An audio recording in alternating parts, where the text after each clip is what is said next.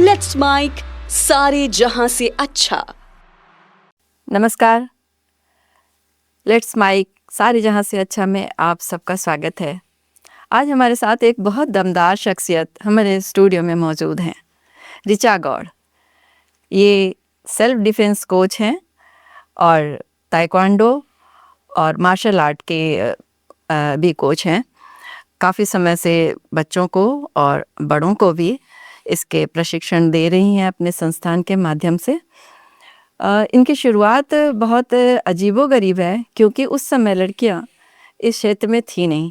तो आज हम उनसे बात करेंगे कि ये मारपीट वाली जो विधा है इसमें उनका कैसे आना हुआ और आज वो क्या कर रही हैं।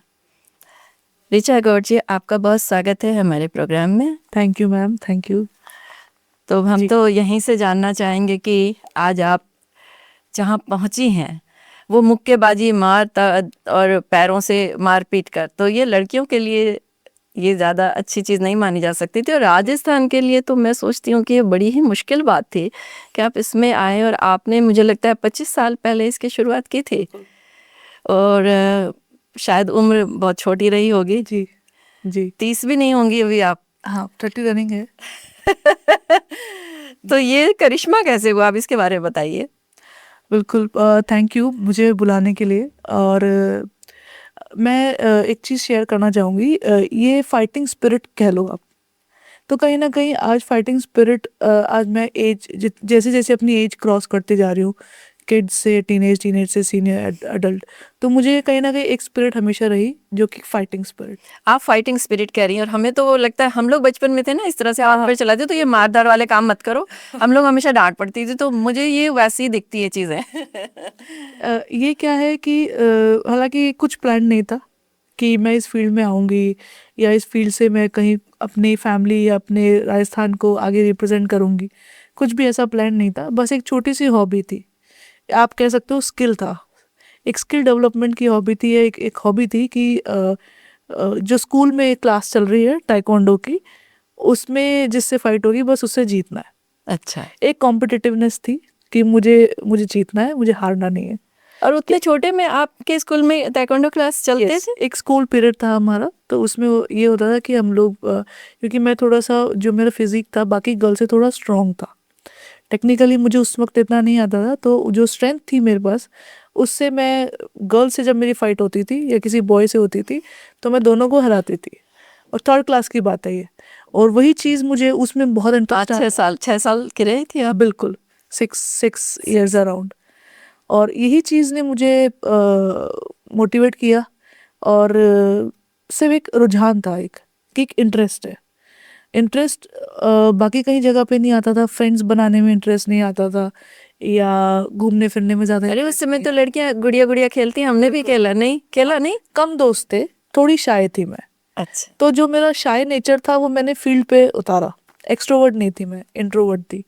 तो शायद कहीं ना कहीं ये वहीं से जर्नी स्टार्ट हुई। और उससे पहले फाइटिंग स्पिरिट की मैं बात करूँ तो मेरा जो बर्थ था वो प्री मेच्योर था, और सर्वाइवल दिल्ली में मेरा बर्थ हुआ, और डॉक्टर ने सिर्फ एक लास्ट चांस दिया था कि लेट्स सी कि सर्वाइव मैं कर पाऊंगी या नहीं। मम्मी पापा उस समय क्या कर रहे थे, कैसे आपको बचाया? फिर क्या वेट क्या थी, बताते हैं उस वेट क्या थी आपकी? आई थिंक बहुत कहते थे कि बहुत इतनी सी थी मैं, जैसे एक बहुत ही काफ़ी ज़्यादा अंडरवेट थी।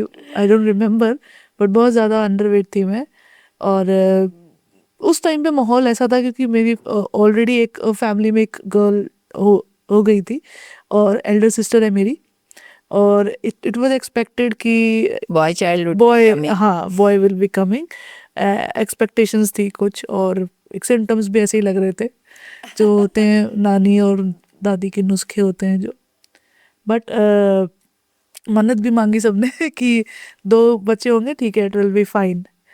बट जब मेरा बर्थ हुआ तो थोड़ा सा कहीं कुछ रिलेटिव्स को ने टिप्स दिए कि चलो देखते हैं, लास्ट कोशिश नहीं होती तो कोई बात नहीं, try for the other child, वैसे भी गर्ल है। तो मैं तो कुछ ऐसी नोन, मतलब सबको उम्मीद थी कि मरने वाली ही है। हाँ बस यही उम्मीद थी। अच्छा। और डॉक्टर ने पंडित को भी दिखाया था, पंडित ने भी कहा कि 8 मासी है, तो 8 इसका है ना बहुत डेंजरस है, 8 8 days 8 months, 8 years, 18 years or 28 years. अच्छा, Like आपने सब कुछ क्रॉस करा है? It is आज crossed now. Kachod. Successfully cross. Successfully crossed. तो यही था, तो बहुत एकदम टेंस का माहौल था और बहुत वीक थी मैं, काफ़ी अंडरवेट। तो बट एक स्पेशल वेंटिलेटर में रखा मुझे डॉक्टर्स ने, सेंट स्टीफन हॉस्पिटल दिल्ली। और देन आई केम, और आई थिंक वो शायद एक फाइटिंग स्पिरिट वहीं से आ गई और थी, वहीं से आ गई थी। तो कुछ चीज़ें कहते हैं ना हम लोग लेकर आते हैं लेकर पास आते से, हैं, वो इनहेरिट होता है, Inherit होता है, inbuilt इनबिल्ट होता है। वो चीज़ें शायद ये वो, आई गेस अब मैं रिलेट कर रही हूँ तो ये वही फाइटिंग स्पिरिट है जो मेरी लाइफ में भी हेल्प करती है। तो आपने स्कूल में फिर स्टार्ट किया सीखना, यस, लेकिन आपको फिर आगे मोटिवेशन मिला कि हाँ तुम इसी फील्ड में आ जाओ, इससे अपना करियर बनाओ।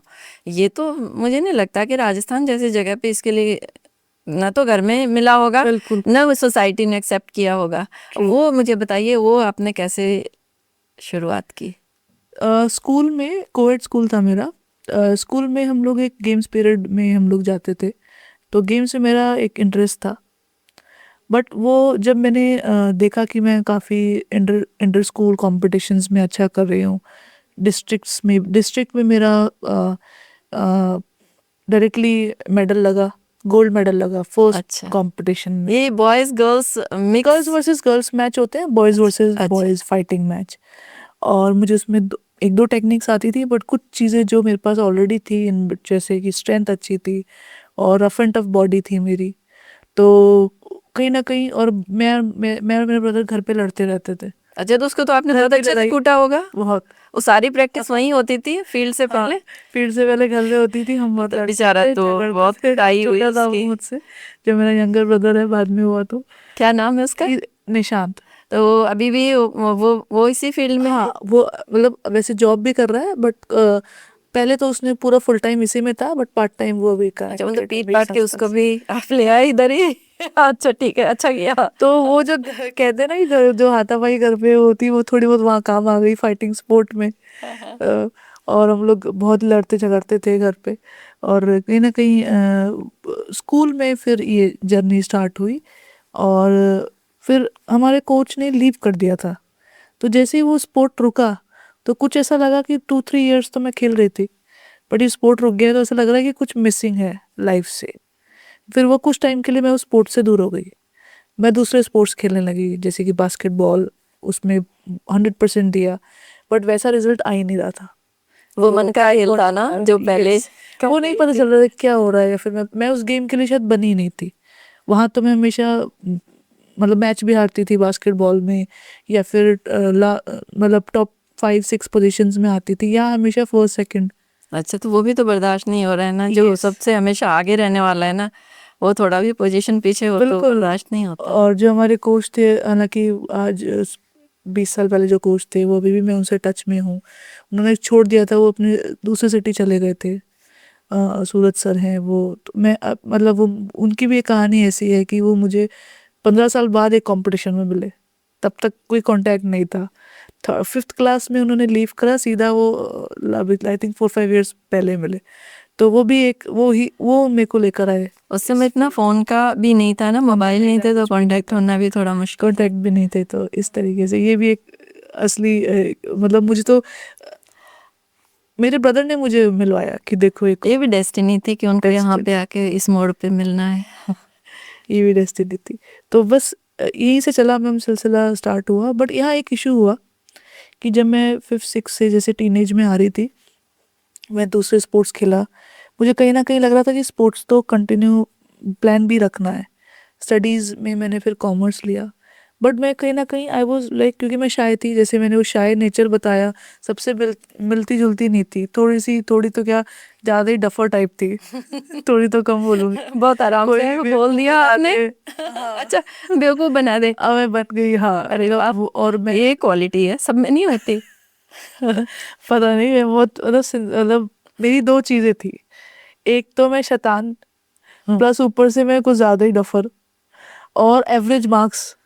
तो ये तीनों ऐसी चीज़ें थी, और ये अब मुझे आगे चल के उसको मैंने उस पे काम करा, उसको चेंज करा। तो शैतानी को तो मैंने अपने स्पोर्ट्स में लगाया।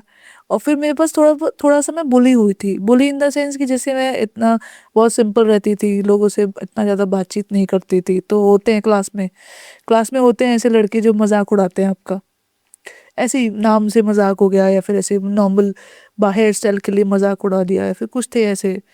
तो हेयर स्टाइल मीन्स आप अच्छा स्पोर्ट्स में थे मैं तो बाल टॉपर, छोटे। मेरे बाल छोटे थे। और बाल मैंने इसलिए छोटे किए थे ताकि मैं घर वालों को कन्विंस कर पाऊँ कि मुझे शाम को कोचिंग जाना है स्पोर्ट्स की।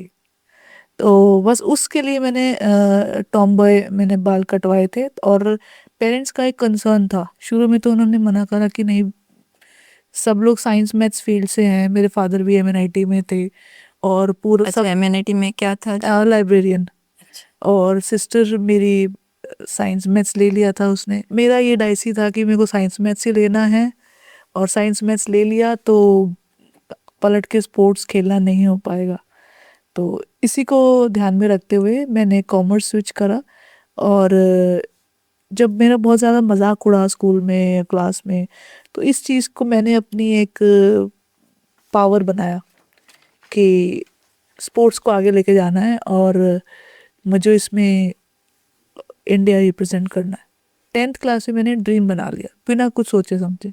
तो पहली बार आपने कोई बड़ा मेडल 10th के बाद ही अचीव किया, कब किया? क्या था वो इंसिडेंस या इवेंट? ये 10th में भी मेरे को जैसे तैसे मैं घर पे प्रैक्टिस करती थी, क्योंकि अकेडमीज ही नहीं थी, फीमेल कोच तो नहीं थे उस टाइम पे, अच्छा, सारे मेल कोच थे। सारे मेल तब कोचेस तो थे। ऑब्वियस है कि फैमिली में ऑब्जेक्शन भी होगा कि तुम क्यों जा रही हो सीखने। बिल्कुल, एक ऑब्जेक्शन आया कि बहुत दूर है, 10-20 किलोमीटर दूर है, जहाँ तो साइकिल भी नहीं जा सकते, या 15 किलोमीटर दूर है। पर जैसे तैसे करके पेरेंट्स ने मुझसे एक कमिटमेंट लिया कि अगर तुम्हें अपनी ज़िद पूरी करनी है, क्योंकि मेरा थोड़ा सा ज़िद्दी नेचर था, फाइटिंग स्पिरिट, ज़िद्दी नेचर, और अपने ही क्या बोलते हैं, अपने ही टास्क में रहना, कुछ करते रहना, ऐसा कुछ क्रिएटिविटी भी करते रहना। तो पेरेंट्स ने बोला कि 12th में अच्छे नंबर लाने पड़ेंगे। और उस टाइम ट्यूशन टीचर्स ने भी मेरे पेरेंट्स को भी बोला, इसको स्पोर्ट्स में क्यों करा रहे हो, क्या रखा है, साइंस मैथ्स तो इससे वैसे ही नहीं हो रही, कॉमर्स हो जाए वही बहुत है। तो सब ने यही बोला। तो पेरेंट्स ने कहा कि ठीक है हम भेजेंगे, और बट इस कंडीशन पे कि पढ़ाई पूरी करनी है। 12th तक मैंने अपने आप को, अपने इमोशंस को वेट किया। लोग बोलते थे कि तो क्या रात दिन मार्शल आर्ट्स टाइकोंडो की बातें करती है, ये पागल है। सब ऐसे बोलते थे कि ये पागल है, ये पागल है। और कोई था नहीं पूरे क्लास में ऐसा कि रात दिन इसी के बारे में बात करें। यस। और तो एक बार ऐसा भी हुआ था, मैं बास्केटबॉल खेल रही थी, बट गलती से मैंने बास्केटबॉल के रूल्स की जगह मैंने उसको एल्बो मार दिया था। तो अपन फाल्टर हो रहा है कि ये फाइटिंग नहीं है, this is I was very aggressive at that time. I was, तो कहीं ना कहीं उस वो एग्रेशन मेरा मार्शल आर्ट से बहुत ज़्यादा। और ये होता है, जो आज मेरे पास जितने भी बच्चे आते हैं जो बहुत इमोशनल है, सिंसियर है, ऑनेस्ट है, उनमें आप देखना वो सच को एकदम सच बोलेंगे, झूठ बर्दाश्त नहीं कर सकते, एकदम straight forward. I was very straight forward. मुझे एकदम कोई ऐसे नहीं था कि गलत चीज़ या चीटिंग बर्दाश्त हो पाए मुझसे। तो कभी पार्शियलिटी हो गई या सिलेक्शन नहीं हुआ किसी गेम में या कभी, तो उस टाइम पे आई वॉज वेरी, मैं बहुत परेशान होती थी कि कैसे हो गया, मैं तो अपना 100% दिया है। तो और कहीं ना कहीं वो मेरे लेसन्स भी बने आगे चल के। तो बस ये फर्स्ट ईयर में मैंने अपना डिस्ट्रिक्ट खेला, और घर के पास आसपास जो बाकी दूर अकेडमीज थी, कहीं ना कहीं पेरेंट्स को उन कोचेस पर ट्रस्ट नहीं आ रहा था, सेफ्टी वाइज भी और वैसे भी कि प्रॉपरली उनका एटीट्यूड बिहेवियर देख के कि ये कहीं आगे मेरी स्टूडेंट बच्ची को पुश भी कर पाएंगे कि नहीं कर पाएंगे, और सेफ भी फील नहीं था। तो आसपास मालवीय नगर से पास में बापू नगर में मैंने ज्वाइन करा एक सर के पास, किसी के थ्रू गाइडेंस के अंदर। मैंने वहाँ फर्स्ट डिस्ट्रिक्ट में मेरा गोल्ड मेडल लगा, और फिर मेरी जर्नी फिर स्टेट, मतलब वही पहले ईयर डिस्ट्रिक्ट और स्टेट दोनों में मैंने अचीव कर लिया। 16 साल की एज थी आपकी? I think yes 15, I will say 15। तो स्टेट आपने उस समय विन कर लिया। नेशनल और इंटरनेशनल तक कैसे रहा सफर? एक बार मैंने बचपन में किया था, जब मैं 4th-5th क्लास में थी, डिस्ट्रिक्ट स्टेट विन किए थे, कुछ इंटर स्कूल्स खेले थे, फिर सीधा डायरेक्टली 12th के बाद फर्स्ट ईयर में। ये अमेचर वाला हाँ कैटेगरी में? यस। पहले तो किड्स की, फिर देन अगेन बीच में देन सीनियर कैटेगरी। और सेकेंड ईयर में जब मैं आई उसमें भी डिस्ट्रिक्ट स्टेट में मैंने जीता और वहाँ एक नेशनल पे मेरा क्वालिफिकेशन हुआ। तो ऐसे करके ये टाइकोंडो की journey first year, second year, third year तक चली। सडनली मुझे किसी फ्रेंड्स ने बताया कि एक स्पोर्ट है, ये एक फ्री स्टाइल स्पोर्ट है और इसको स्ट्रीट फाइट भी कहते हैं और ये सेल्फ डिफेंस में भी काफ़ी हेल्पफुल है और दिस इज़ ये न्यू है राजस्थान में। तो इसको अगर खेलते हो तो इसको मे बी आपको आगे स्कॉलरशिप मिले या फिर स्पोर्ट्स का कुछ हेल्प हो आगे। तो मैंने एक्सपीरियंस के लिए किसी कुछ कोचेस के कहने पे एक डिफरेंट स्पोर्ट में एक स्टेप रखा, वो था मोए थाई।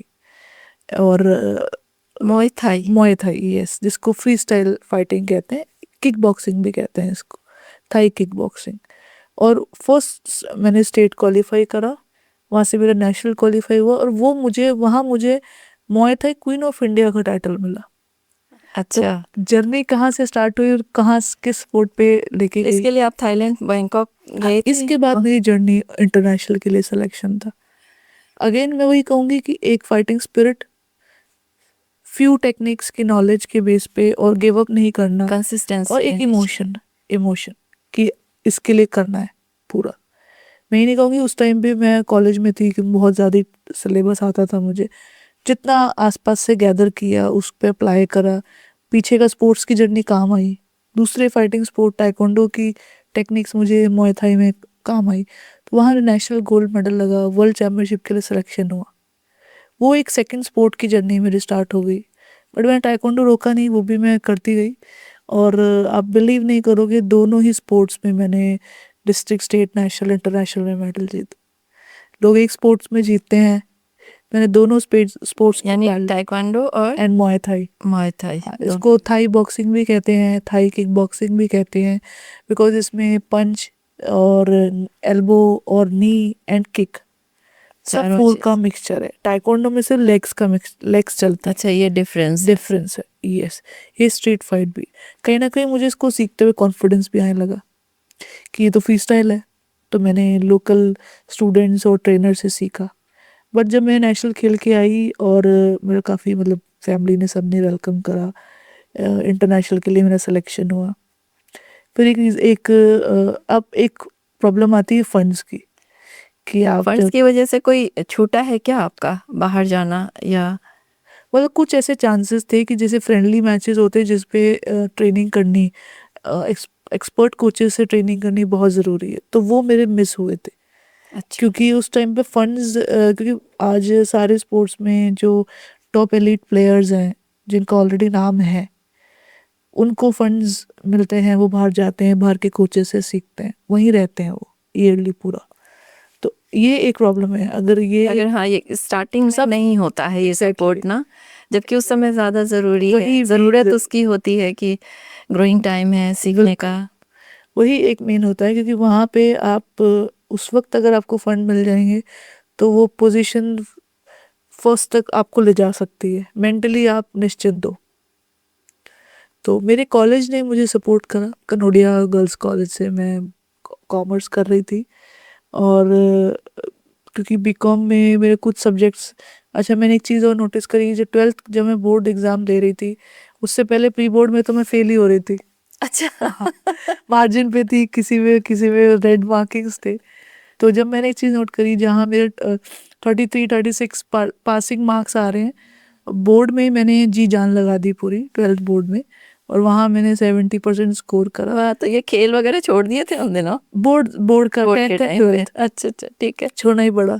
और क्योंकि जैसे मैंने बताया कि मैं एक एवरेज माइंडसेट से मेरी स्टडीज चल रही थी, तो मैंने वहाँ एक चीज़ नोटिस करी, जब मैं किसी चीज़ को पूरा डेडिकेटेडली ट्राई करती हूँ तो मैं अचीव कर पा रही हूँ। तो मेरे जहाँ 36 आ रहे थे वहाँ डबल आए, और मेरे साथ वालों के जिनके उस टाइम पे ज़्यादा आ रहे थे प्री बोर्ड्स में उनके साथ उल्टा हो गया, उनके कम आए। तो कहीं ना कहीं हार्डवर्क की एक डेफिनेशन मुझे पता चल गई थी कि अगर मैं हार्डवर्क करूँगी लास्ट मोमेंट तक, चाहे लास्ट एग्ज़ाम हो, चाहे लास्ट कंपटीशन हो, लास्ट डे हो, तो हम वहाँ पहुँच सकते हैं। कहीं ना कहीं बिलीफ बन गया था। और टूर्नामेंट में भी यही हुआ। ट्रेनिंग जब कम होती थी, कोचेस नहीं थे, तो मैंने खुद ने इंटरनेट से सर्च करके कोचेस ढूंढ के निकाले पूरे इंडिया से, उनके पास गई मैं, वहाँ जाके सीखा, वापस आके रिवाइज करा अपने ब्रदर के साथ उसके ऊपर उसके ऊपर रिवीजन। तो और फिर कहीं ना कहीं हम दोनों को उसको भी खेलता था, हम एक दूसरे को, हमारे स्पोर्ट में होता है कि जो फाइट कर रहे हैं उनके पीछे एक कोच बन के बैठना पड़ता है, वो कमांड करते हैं कि अब ऐसे करो, ऐसे मारो, राइट से मारो, लेफ्ट से मारो। तो हम एक दूसरे कोच बन गए, क्योंकि यहाँ कोई कोच एज सच नहीं थे, कुछ हाँ सीनियर्स थे जो गाइड करते थे, जैसे कि लेट संजय देवनाथ सर हैं, उन्होंने टाइकोंडो को पूरे राजस्थान में डेवलप किया था। वो उस टाइम पे 5th डान ब्लैक बेल्ट थे, हम उस वक्त 1st डान ब्लैक बेल्ट थे। उन्होंने काफ़ी इंडिया में ही, राजस्थान इंडिया में डेवलप किया था। कोविड में खैर उनकी डेथ हो गई, बट उन्होंने गाइडेंस दी कि कैसे कोच बनना है, कैसे अच्छे रेफरी बनना है, कैसा स्पोर्ट खेलना है, कैसे एकेडमी चलानी है। तो back to the college life, college ने मुझे हेल्प किया कि यूनिवर्सिटी से तो लेटर आया कि हम आपका फाइनल एग्ज़ाम वर्ल्ड चैम्पियनशिप के लिए पोस्टपोन नहीं कर सकते। ये राजस्थान यूनिवर्सिटी का एक लेटर था, मैंने रिक्वेस्ट करी कि मेरे एग्ज़ाम, मेरा वर्ल्ड चैम्पियनशिप है, आप थोड़ा सा डेट के लिए देखिए। 3 एग्ज़ाम्स मेरे क्लैश हो रहे थे, और राजस्थान यूनिवर्सिटी में 3 एग्ज़ाम्स क्लैश, मतलब एब्सेंट होने का मतलब है आपको फेल कर दिया। फेल ही हो आप रिपीट करोगे। तो बट एनी हाउ उस टाइम पे बड़ा क्योंकि हम जब कॉलेज में होते हैं हम हर बात पे रो देते हैं, तो मैं तो रो देती थी। बट देन मेरे पेरेंट्स ने मुझे मोटिवेट करा कि ये बहुत अच्छा चांस है, कोई बात नहीं, सेकेंड ईयर है, वापस दे देना सेकेंड ईयर। और उस वक्त कुछ एसोसिएशन थी उस टाइम पे, जो मुay थाई एसोसिएशन थी या टैको, वहाँ पर भी इतना ऐसा सपोर्ट नहीं था, नेगेटिव, बल्कि नेगेटिव और पॉलिटिक्स ज़्यादा थी। Reason politics in the sense कि उस टाइम में मैंने अपनी क्लासेस स्टार्ट की थी, और क्लासेस सिखाने की अकेडमी, यस, एकेडमी। हाँ, पार्ट टाइम के लिए मैंने एक अकेडमी ओपन की थी, जो भी मेरे परमिशन लेके सब कुछ प्रॉपर। और बाकी कोचेस को जेलेसी हो गई थी, जो मार्शल आर्ट्स के कोचेस थे, कि ये क्यों इतनी हाईलाइट हो रही है, ये मेडल भी जीत रही है, इसके स्टूडेंट भी मेडल जीत रहे हैं। मैंने वो अपनी पॉकेट मनी के लिए स्टार्ट किया था कि मैं अपना कॉम्पिटिशन का खर्चा खुद उठा पाऊँ। किड्स अच्छा, हो गए, पिताजी इतना नहीं कर पा रहे थे। हाँ, वैसे तो करे थे सपोर्ट, लेकिन जो राजस्थान से बाहर हर 2-3 मंथ्स में ट्रैवलिंग होती है, वहाँ पे सीख के आना, उनकी एडवांस कोचिंग की फ़ीस, ये मेरा कहीं ना कहीं एक आप सेल्फ एक इंस्टेंट कह लो कि मैं खुद करूँगी मैं इसको बेयर, कह सकते हो कि आप चैलेंज, हाँ, इसको चैलेंज की तरह आपने लिया, हाँ, मैं करके देखूं। कि मैं ये भी कर लूँगी, मैं ये भी कर लूँगी, तो मैं आई विल हैंडल। तो यही जर्नी से वो, हालांकि वो मेरी लीडरशिप क्वालिटी वहीं से डेवलप हुई।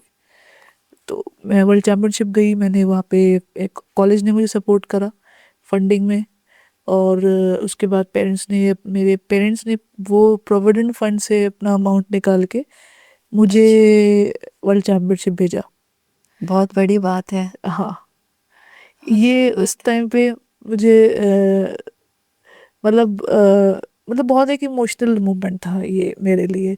वर्ल्ड चैम्पियनशिप तो खैर थी ही, बट कहीं ना कहीं वो एक फीलिंग होती है कि आप अपने फैमिली के लिए कितना क्या करो। वो भी जब हम लोग राजपूत सोसाइटी से आते हैं, वहाँ पे ये सिस्टम ज़्यादा है कि घूंघट है और पर्दा है, और फीमेल्स को इतना नहीं एक्सपोजर नहीं मिलता, स्टडीज़ तक मिलता है, उस टाइम पे कम था। अब थोड़ा अब तो नहीं है इतना, काफी बदल गया। महिलाएं, राजपूत महिलाएं बहुत अच्छा कर रही हैं, हाँ, अच्छी जगहों पे और खुल के काम कर रही हैं। तो उस टाइम पे काफ़ी एक डर था कि लग जाएगी तो क्या होगा, या मदर का काफ़ी कंसर्न ज़्यादा था। Father was more practical, but mother का कंसर्न इतना ज़्यादा था कि नहीं, लग सकती है, चोट लग जाएगी, शादी कौन करेगा आगे, कैसे आगे पढ़ाई भी नहीं हो पाएगी अगर कहीं लग गई तो।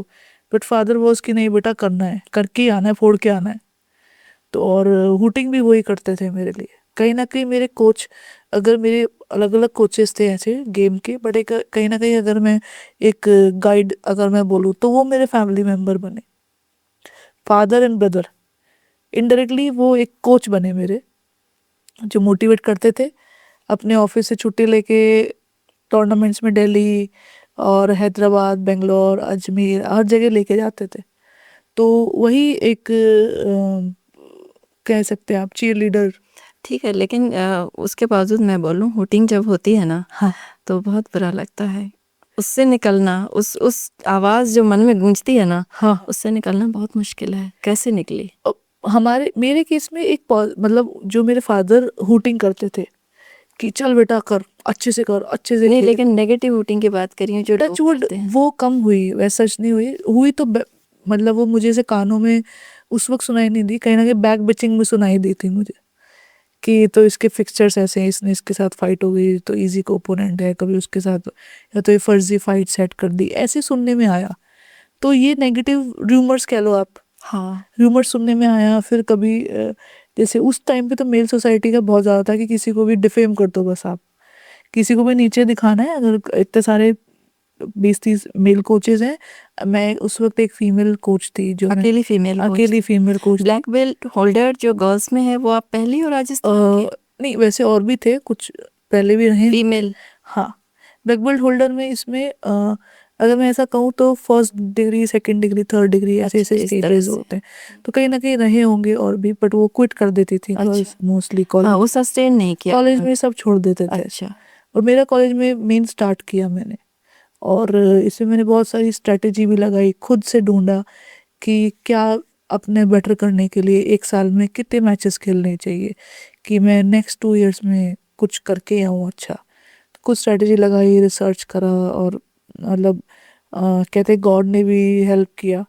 तो क्योंकि कोच नहीं, विदाउट कोच यू डूइंग, आप इंटरनेशनल पहुंच गए विदाउट कोच। बहुत बड़ी बात है। हाँ, सब हार्डवर्क, डेडिकेशन, और बिल्कुल फ्रेंड से भी दूर हो गई थी मैं। कॉलेज दोस्त थे मेरे, स्कूल फ्रेंड्स भी थे, तो वो कहते थे तू मिलती नहीं है, कहाँ रहती है आजकल। तो मॉर्निंग में भी ट्रेनिंग करती थी, कॉलेज जाती थी, इवनिंग में मैं क्लासेस लेती थी, उनके साथ भी मैं प्रैक्टिस करती थी। तो ये जर्नी रही। वर्ल्ड चैम्पियनशिप में 2 कैटेगरीज थे, एक विद गार्ड्स जिसमें पूरे सेफ्टी गार्ड्स के साथ खेलते, और एक विदाउट गार्ड्स। तो विदाउट गार्ड्स वाला कैटेगरी होता है जिसमें, उसमें मेरा ब्रॉन्ज मेडल लगा था। तो बट उससे पहले जो विद गार्ड्स वाले कैटेगरीज होती है, उसमें रशिया, मंगोलिया, ये फाइटर्स थे। तो उसमें मैं हार गई थी क्योंकि मेरे से जस्ट 7 फीट तक की लड़कियां थी, और उनकी डाइट एंड एक्सट्रीम पावरफुल थी वो। मैंने कोशिश पूरी करी तो, बट मैं उसमें नहीं विन कर पाई।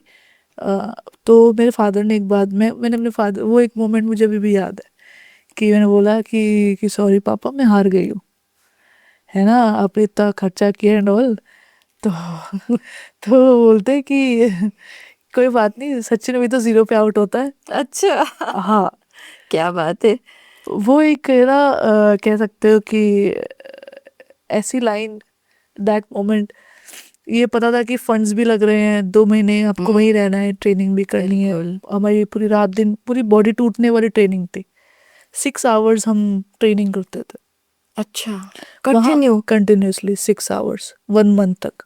एडवांस कैंप होता था हमारा, जो उस वक्त मोहम्मद आमिद ग्रैंड मास्टर हैं जो मुay थाई को इंडिया में लाए हैं, उन्होंने हम इंडिया टीम को ट्रेनिंग दी। एक्चुअल मैंने वहाँ सीखा, उससे पहले राजस्थान लेवल तक ही सीखा मैंने। जो मेन इंटरनेशनल लेवल जो सिलेबस होते हैं, वो मेरी जर्नी वहाँ से स्टार्ट हुई। और वहीं पे वर्ल्ड चैम्पियनशिप में जो सेकंड कैटेगरी थी, सेकंड कैटेगरी में मेरा ब्रॉन्ज मेडल लगा। तब मतलब मेरे पेरेंट्स ने तो जब बात सुनी, उन्होंने पूरे ऑफिस में मिठाई बांटी, and they were very happy कि स्पोर्ट्स में दूर दूर तक कोई नहीं था। और हालांकि मेरे फादर खो खो और एनसीसी करते थे अपने स्कूल डेज टाइम में, में? और थिएटर करते थे। एक different field, kho kho, NCC, theatre उनकी हॉबी थी, वो करते थे। तो कहीं ना कहीं मुझ में भी वो चीज़ आई। वाई मैं इसलिए बोलती हूँ क्योंकि हम स्टेज पे परफॉर्म करते हैं, हम स्टेज पे सेल्फ डिफेंस का डेमो देते हैं, परफॉर्मेंस देते हैं। तो उसमें भी कहीं ना कहीं आपको एक्टिंग करके दिखानी होती है कि आपने किसी को मारा, कोई स्क्रिप्ट होती है। तो और कुछ ऐसे ऑफर्स भी आए कि मैंने एक्शन को कोरियोग्राफ करा। अच्छा, हाँ, कहाँ, किसके लिए? राजस्थान मूवीज़ थी कुछ बनी है यहाँ पे, उनके लिए मैंने एक्शन दिया है अपना। और कुछ प्यूमा एडवर्टाइजमेंट के लिए भी मैंने, चित्रांगदा सिंह एक्ट्रेस थी, उनको भी किक बॉक्सिंग का मैंने एक मूव शूट किया था, हाँ, सिखाया था। तो कहीं ना कहीं वहाँ पे आपको फेस एक्सप्रेशन दिखाने होते हैं। तो मुझे ऐसा लगता है ये शायद मुझे मेरे फैमिली से ही मिला है, एक्टिंग स्किल जो मेरे थिएटर मेरे फादर करते थे। और तो ये है, ये स्किल्स कह लो आप। आज सब पढ़ाई के पीछे भाग रहे हैं।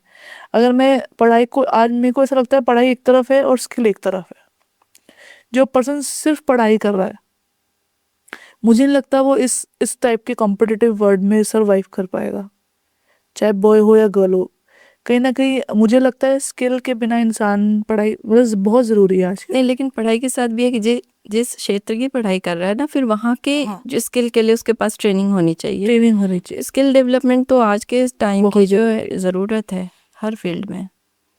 मतलब मैंने देखे हैं ऐसे स्टूडेंट्स, मतलब उस वक्त मैं भी, जैसे मैंने कहा मैं डफर थी, बिल्कुल मुझे पता ही नहीं चलता था क्या हो रहा है। लेटर मुझे चीज़ें रिकग्नाइज होती थी। तो स्पोर्ट्स ने मुझे कहीं ना कहीं शार्प बनाया, बोल्ड बनाया। और फिर पूरे ही कह लूँ मैं लास्ट 10 ईयर से मैं आई थिंक सारे स्टेट घूम चुकी हूँ मैं।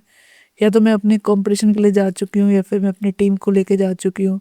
तो कहीं ना कहीं टीम बिल्डिंग आई मुझे कि टीम कैसे बनानी है, स्ट्रेटजी कैसे प्लान करनी है। और अगर किसी को, ये तो चलो आप फाइटिंग स्पोर्ट्स की बात कर रही हो, सेल्फ डिफेंस की बात करूँ तो सेल्फ डिफेंस में एक्चुअल में क्या हो सकता है वैसा सोच के सिखाना किसी को, मुझे लगता है उससे बड़ी कोई रिस्पॉन्सिबिलिटी हो सकती है।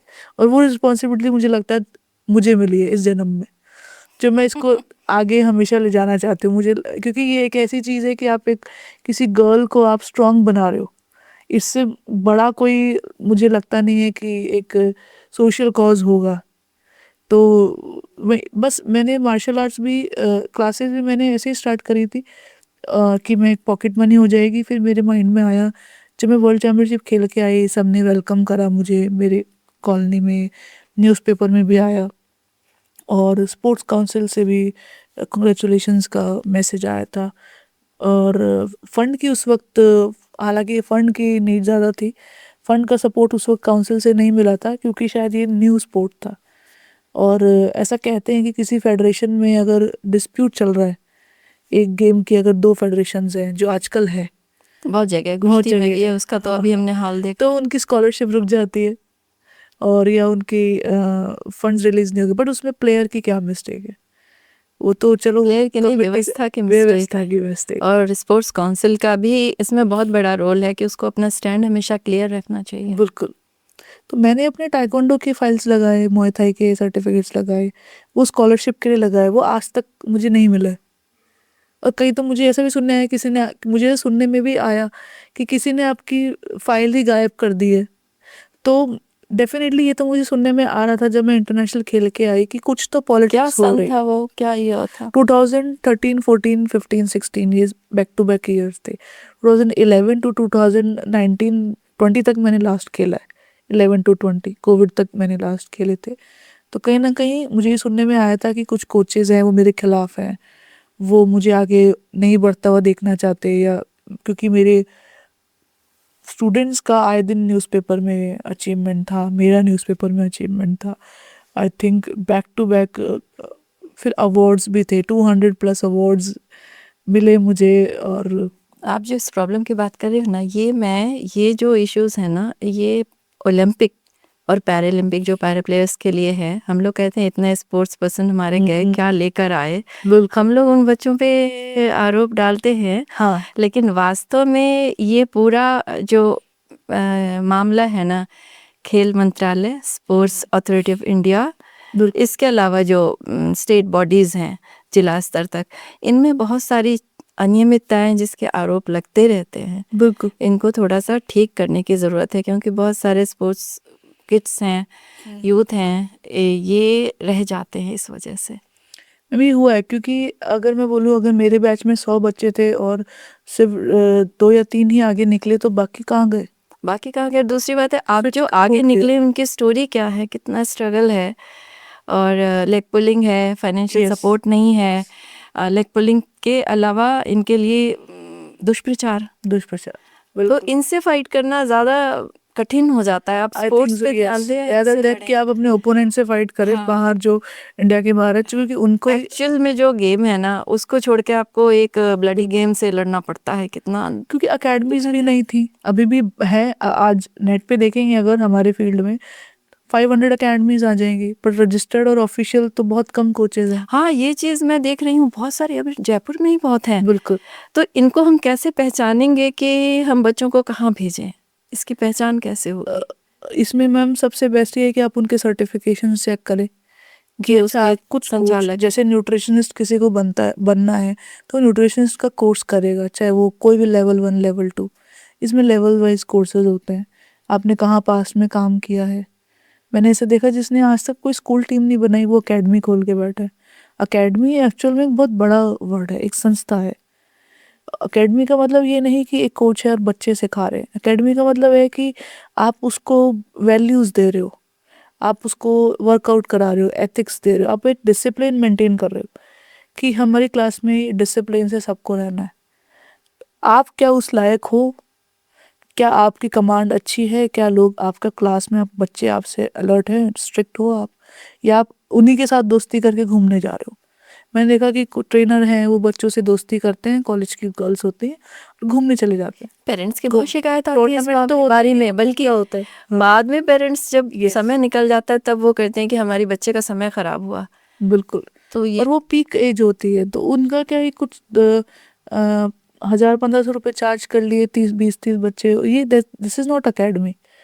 और ये पूरे इंडिया में देखा है कि कहीं पार्क है, कहीं सिखा रहे हैं, और किसी स्कूल में, या फिर स्कूल को अगर आजकल स्कूल्स में भी ये हो गया है कि उनको सेल्फ डिफेंस के क्लासेस चलते हैं। अकेडमीज वो दे देते हैं कि आप कोच को Academy पुश run कर देते करिए, हैं हाँ। Academy to get the revenue, ताकि रेंट हो जाए या फिर कुछ Extra income हो जाए जाए। स्कूल बट का। वो ये नहीं देख रहे कि ऐसे ऑफर से वो जो भी पीटीआई है या जो भी कोच है उसको, और वो पुल आउट करेगा स्कूल के बच्चों को शाम को सिखाने के लिए, बट क्या वो उस नतीजे पे पहुंचेगा? वो तो रेवेन्यू पे काम कर रहा है, क्या वो अचीवमेंट के लिए काम करेगा?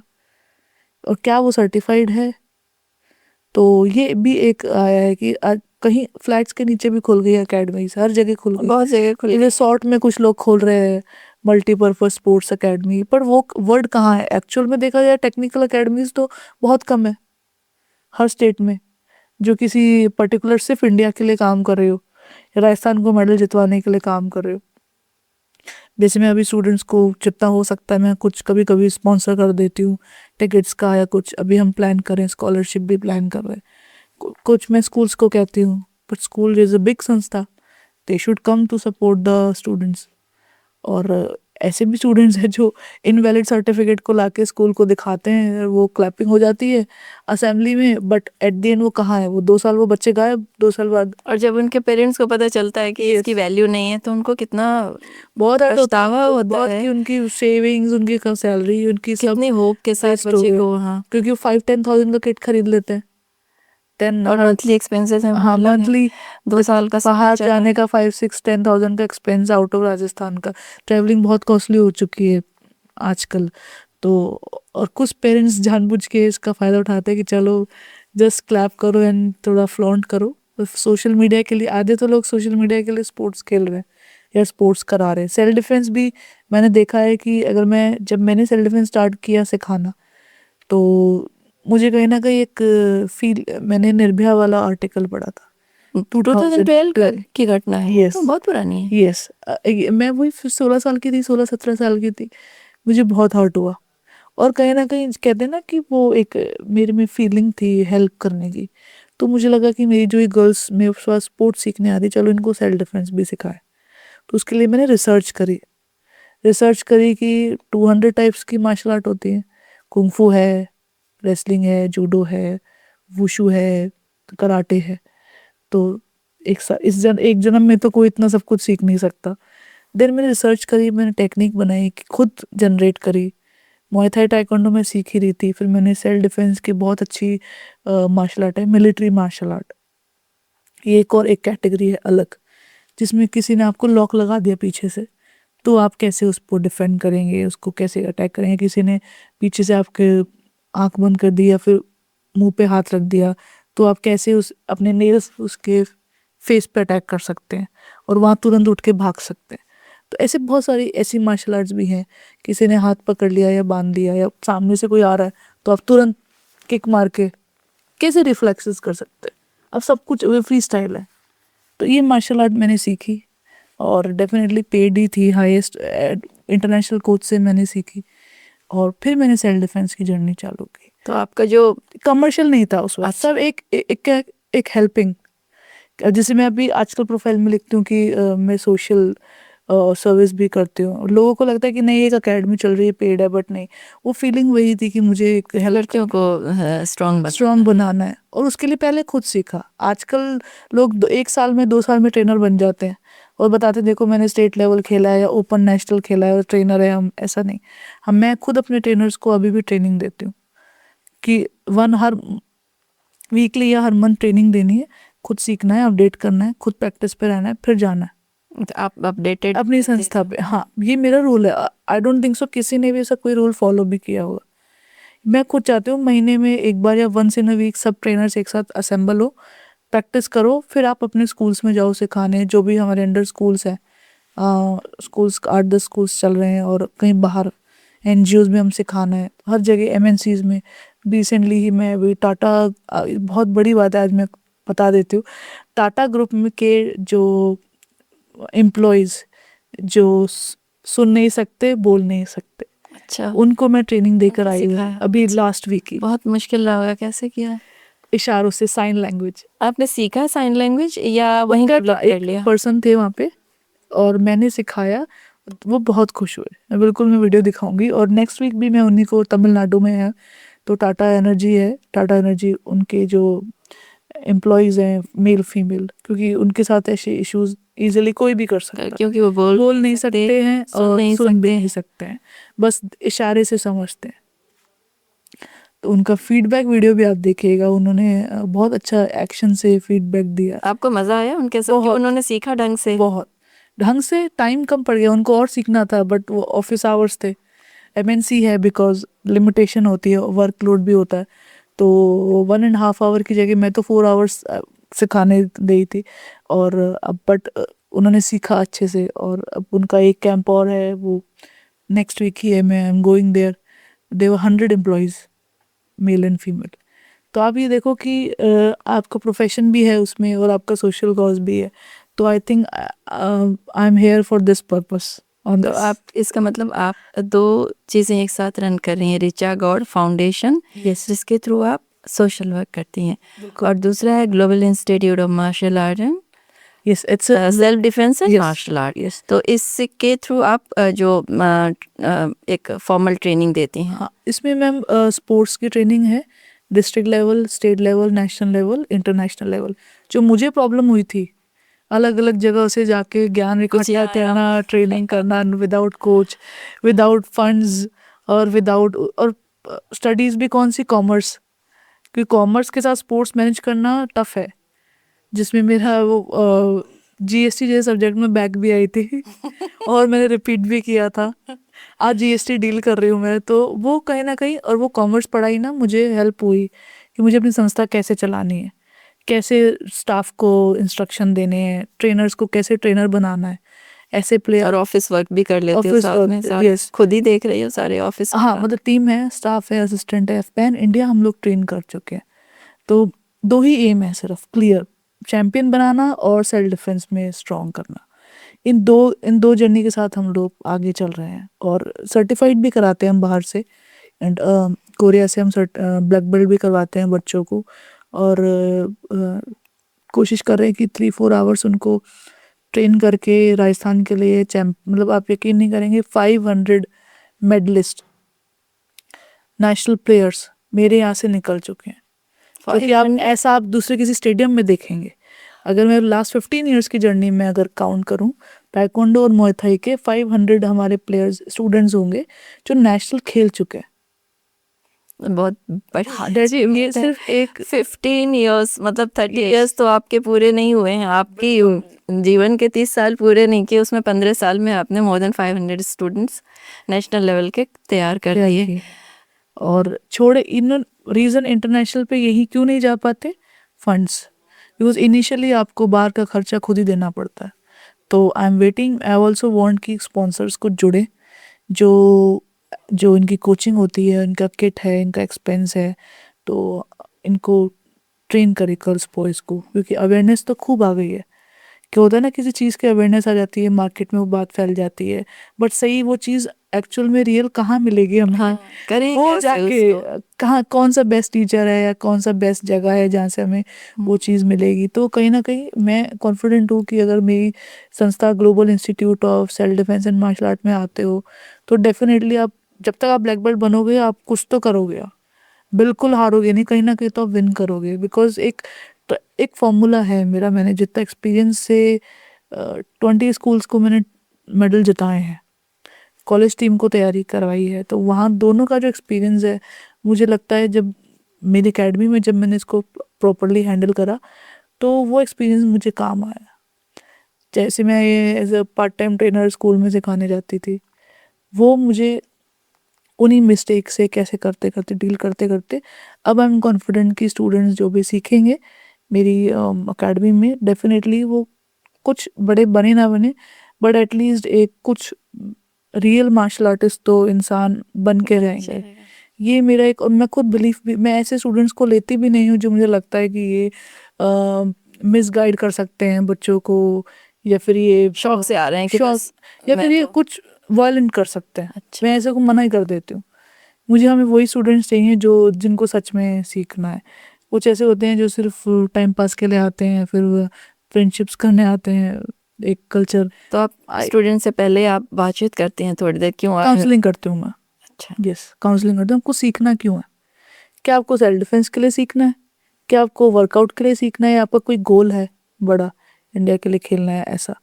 तो पहले मैं पूछती हूँ, फिर उस अकॉर्डिंग हमारे लेवल्स हैं, लेवल 1, लेवल 2, वो लेवल में उसमें अलॉट करते तो सिर्फ बच्चों को ही सिखाते हो? हम लोग जैसे लोग कभी आए तो सीख सकते हैं क्या? मैम बहुत इस एज में? यस, आराम से। जब योगा सब कोई कर, हर कोई कर सकता है, तो self defence and martial arts भी हर कोई कर सकता है।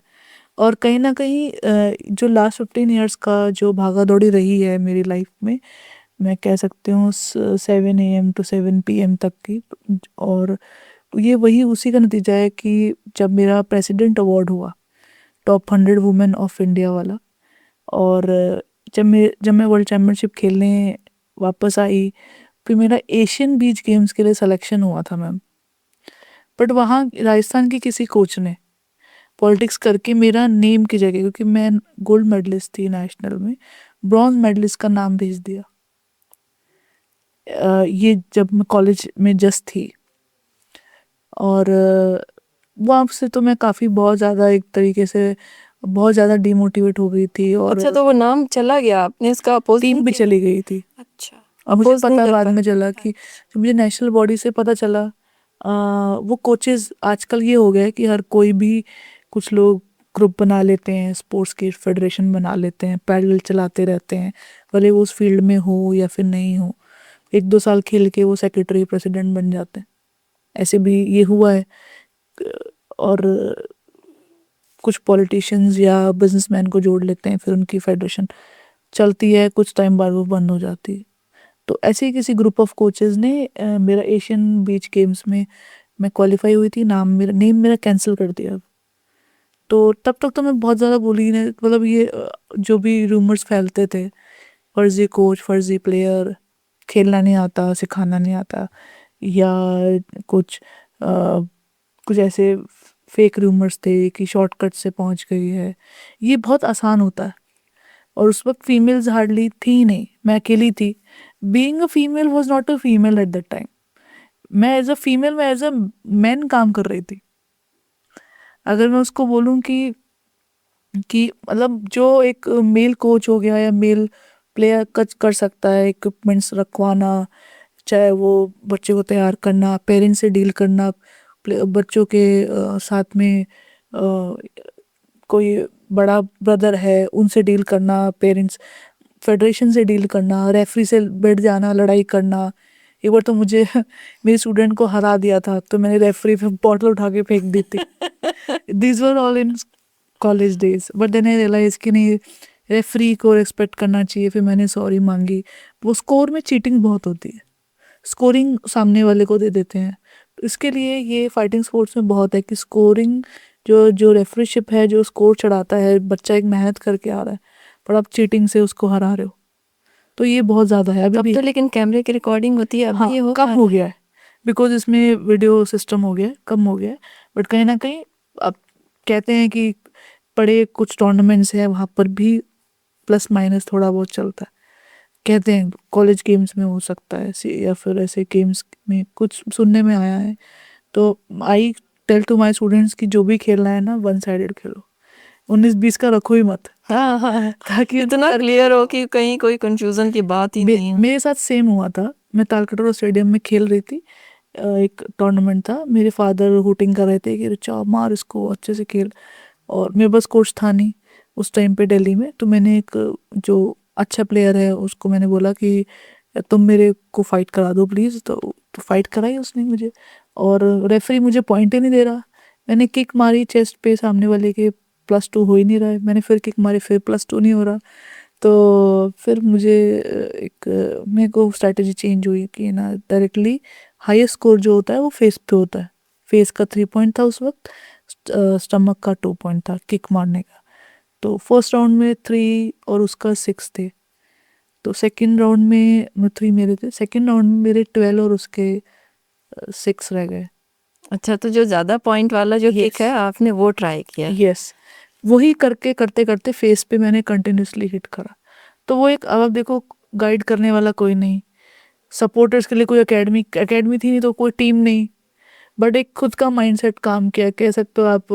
कहते हैं ना खुद के प्रॉब्लम का खुद ही सोल्यूशन निकालना। तो वो सोल्यूशन निकालना खुद आता जा रहा था कि आगे क्या है पता नहीं, पर चलना है। स्पोर्ट्स करना कैसे है, कुछ पता नहीं है, एकेडमी नहीं है, पॉलिसीज नहीं है, फंड्स नहीं है, बट एक गोल है, बस एक निश्चय है कि जिद है कि करना है। कहाँ जाएंगे, जॉब लगेगी नहीं लगेगी सब छोड़ो, पढ़ाई हो पाएगी नहीं हो पाएगी सब, बस वो एक जिद थी कि जो कर रहे हैं उसको करना है, और करके पूरी तरह से कंपटीशन। हाँ, क्योंकि बस जीतना ही है एनी हाउ, जी जान लगा देनी। उस स्पिरिट से सॉरी, मेरा 0 था उसका 3 था, और सेकेंड राउंड में उसका 3 रह गया, मेरा 12 पहुंच गया। 1 साइडेड खेलना ही पड़ा क्योंकि रेफरीज तो स्कोर दे ही नहीं रहे थे, वो ओपोनेंट की तरफ से नोन थे। तो ये अभी भी है, बट हाँ कम हो गया है। बट यही चीज़ें हैं जो एक प्लेयर की लाइफ में स्ट्रगल देता है। मोर देन मैं बोलूँगी, अगर एक स्टूडेंट, एक एजुकेशन भी एक जर्नी है, वैसे ही स्पोर्ट्स भी एक जर्नी है। तो एजुकेशन सिस्टम है हमारे इंडिया में, चेंज हो रहा है, पर स्पोर्ट्स सिस्टम अभी बन रहा है बड़े लेवल पे। जो मोदी जी उन्होंने बहुत स्कॉलरशिप दी हैं और पॉलिसीज़ बनाई हैं, बट वो अप्लाई हो राजस्थान लेवल पे, राजस्थान पे आ तो जाता है, स्पोर्ट्स काउंसिल पे डिस्ट्रिक्ट लेवल पे अप्लाई हो, इसका चेक हो कि प्रॉपरली आ रहे हैं कि नहीं आ रहे। तो बट कुछ अच्छी एकेडमीज हैं, अच्छे कोचेज हैं जो पर्सनली अपने बच्चों को इंडिया के बाहर तक ट्रेनिंग करा के लेके आ रहे हैं।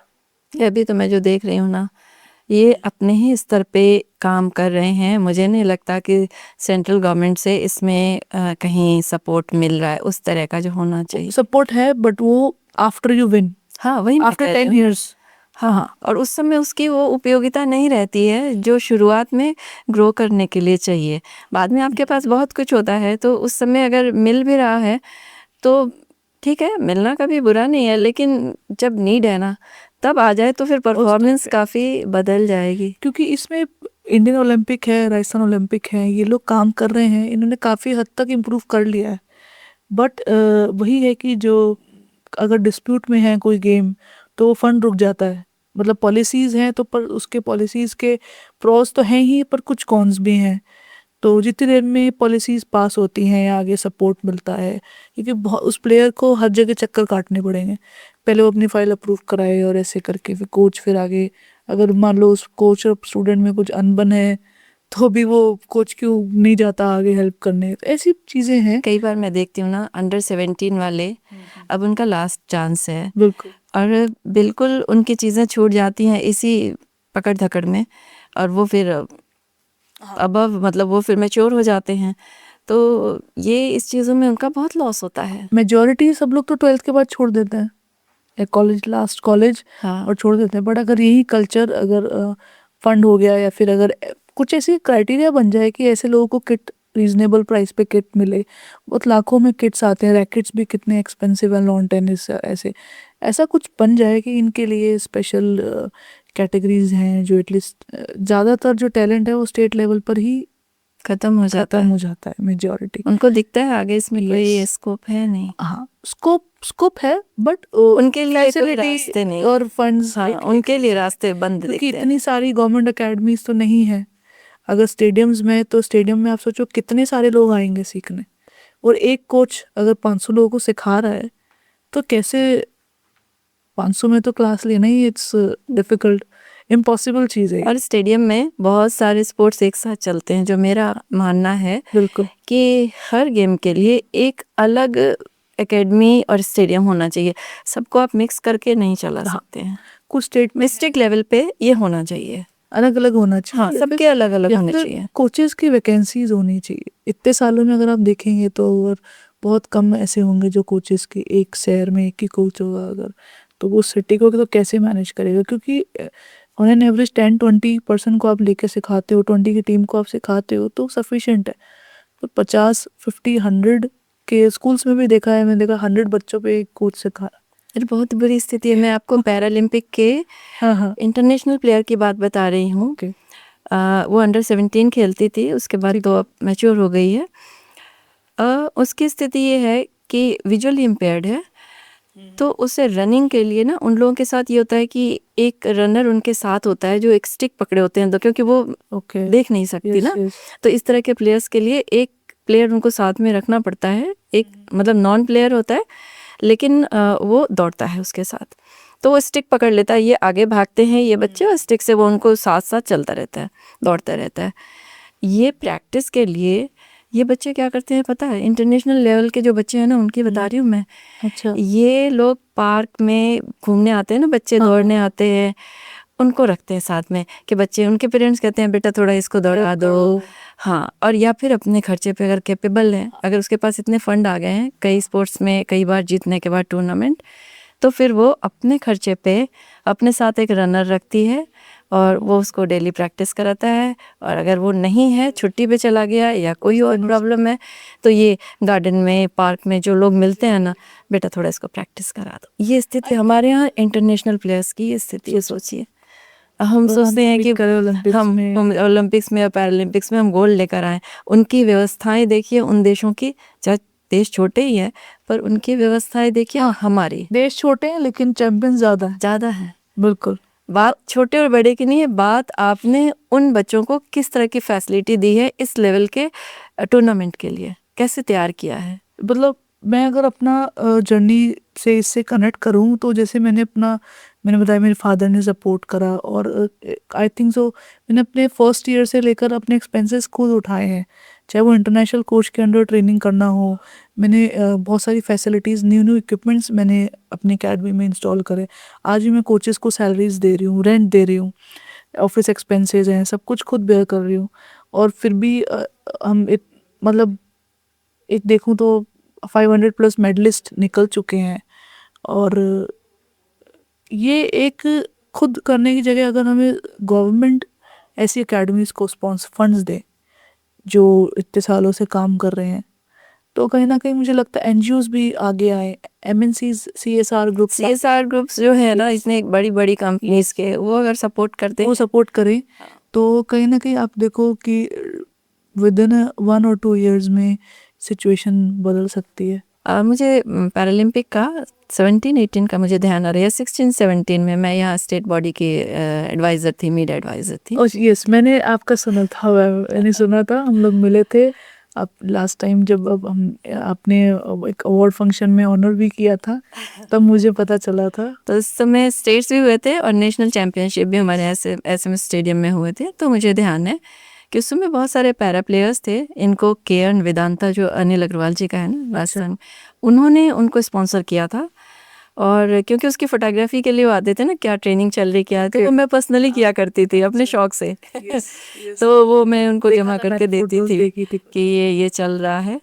तो इस तरह से हैं, कंपनीज हैं और करती हैं सब। तो आगे गए, फिर आगे हाँ, बच्चे अच्छा किया। सुंदर सिंह को किया था, सुंदर सिंह गुर्जर को। अब तो बहुत नेशनल इंटरनेशनली हो गए। हाँ, अब तो कितना अच्छा। इसके अलावा शताब्दी अवस्थी को भी उन्होंने किया था। फ्रेंड है अच्छी काफी। हाँ, उसका और भी कई हैं।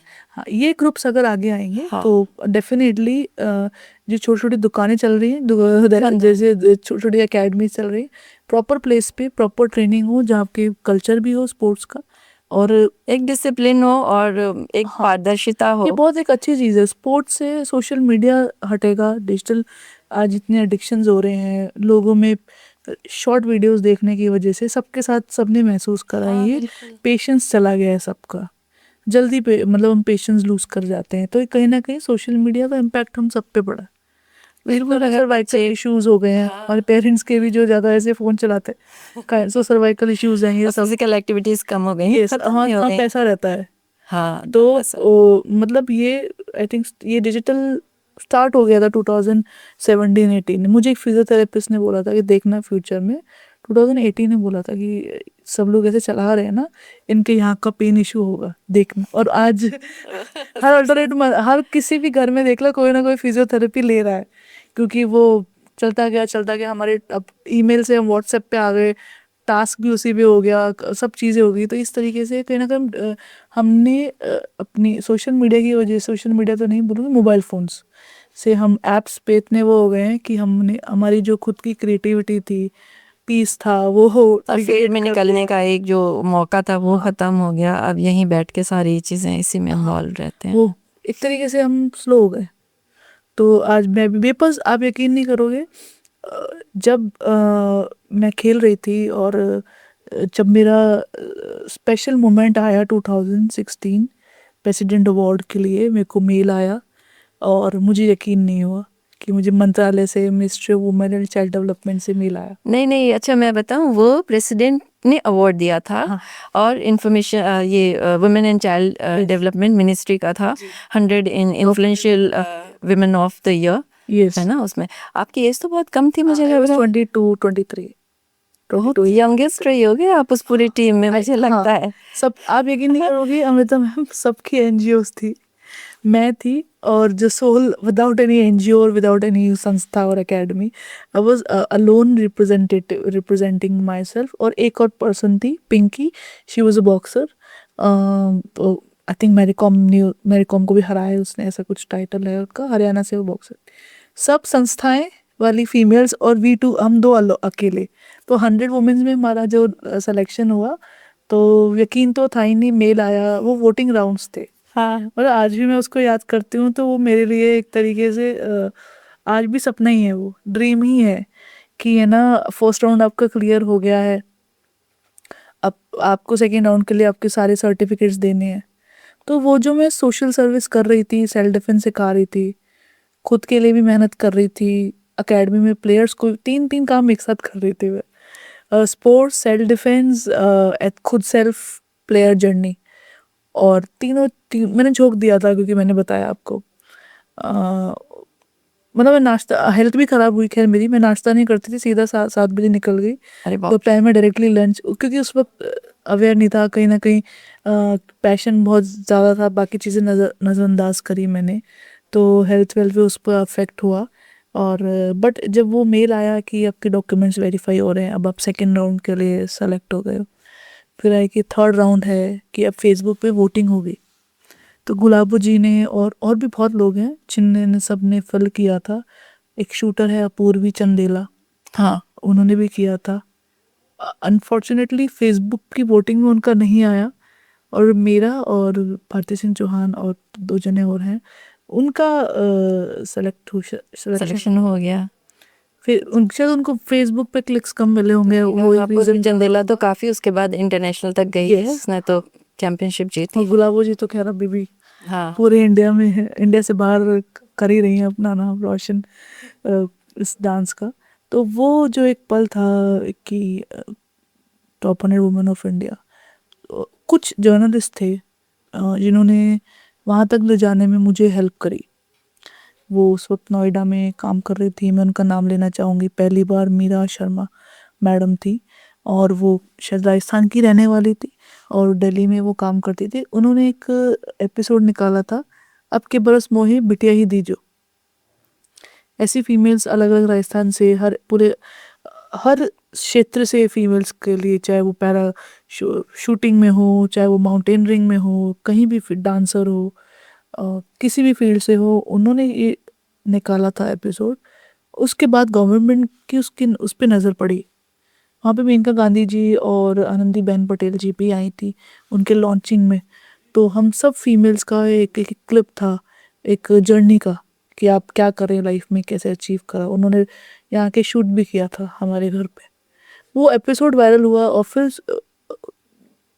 आई थिंक बेटी बचाओ बेटी पढ़ाओ को 1 साल कंप्लीट हुआ था। तो पहली बार ये अनाउंसमेंट होगा कि टॉप 100 वुमेन ऑफ इंडिया का अवार्ड दिया जा रहा है ऐसी फीमेल्स को जिन्होंने अपने क्षेत्र में कुछ अलग हटके किया है। और ये फेसबुक के साथ कोलैबोरेशन, जो मार्क जुकरबर्ग है उनके साथ ministry of women and child development मिलके ये करेगा। पहले कभी होता नहीं था, ऐसा कुछ प्लान भी नहीं था। और उस वक्त इतनी जो उसी ये वही साल है जब मेरा एशियन गेम्स के लिए नाम कैंसिल हुआ था और यहाँ आया मेरा नाम, तो ऐसा लगा कि ये वही का लौसा इधर तमाचा है। ये सबको तमाचा था कि उस वक्त बहुत क्या होता है जब आप अकेले चल रहे हो, अपने छोटे से ग्रुप के साथ चल रहे हो, और न्यूज़पेपर में मेरा मैं टूर्नामेंट्स तो खेल ही रही थी, कहीं ना कहीं मेरी टीम भी खेल रही थी। तो I think 12 months ma'am her month paper में नेम था अचीवमेंट। अच्छा, मेरा कुछ ना कुछ आप विन कर रही थी। हाँ, 4-5 years नॉन स्टॉप। तो जब न्यूज़पेपर में इतना था तो सारे कोचेस बस बुली करते थे या फिर कुल मिला के रूमर्स फैलाते थे, कुछ भी बकवास करते थे। वो जो अवार्ड था वहाँ उस वक्त मैं मतलब मैंने जब देखा मेरे को यकीन नहीं हुआ, मैं बस आंसू बहे बस मेरे। आंसू आने में वैसे भी एक्सपर्ट हो। अब नहीं हूँ, अब नहीं है। अब तो स्ट्रांग बन गई हो तो मैं। तो वो तो बहुत ही एक डिफरेंट था। और हम वहाँ गए, प्रणब मुखर्जी को देखा मैंने, सामने थे वो, हाँ, बहुत उस वक्त वो राष्ट्रपति थे हमारे। राष्ट्रपति, और बिल्कुल काम और बिल्कुल एक पॉजिटिव ऑरा उनका रहा है। और ministry of women and child development में मेनका गांधी मैडम उस वक्त पोस्ट पे थी। तो ये एक जर्नी रही और लकीली मेरा नंबर उनके पास ही आया जस्ट। अगर आप टॉप 100 वुमेन ऑफ इंडिया में 100 वुमेन्स हैं तो मेरा नंबर जस्ट प्रणब मुखर्जी के पास में सिटिंग में। अच्छा। हाँ, तो उसके बाद जब मैं आई, आप यकीन नहीं करोगे, वही जो लोग बोलते थे नेगेटिव बातें, वो सब फ़ोन करे जाए मुझे, सब फ़ोन कर जाए, कंग्रेचुलेशन और विश। गुस्सा नहीं आया कि मैं तो फोन नहीं उठा रही, कर लो? किया कम से कम 40-50 ऐसे लोग होंगे जिन्होंने मुझे डिस्ट्रैक्ट करा। और कहीं ना कहीं गेम, मतलब मैं ये फील्ड भी छोड़ने वाली थी और मैं तो चलो कॉमर्स लिया है, कोई बैंकिंग की तैयारी कर लेंगे या कुछ।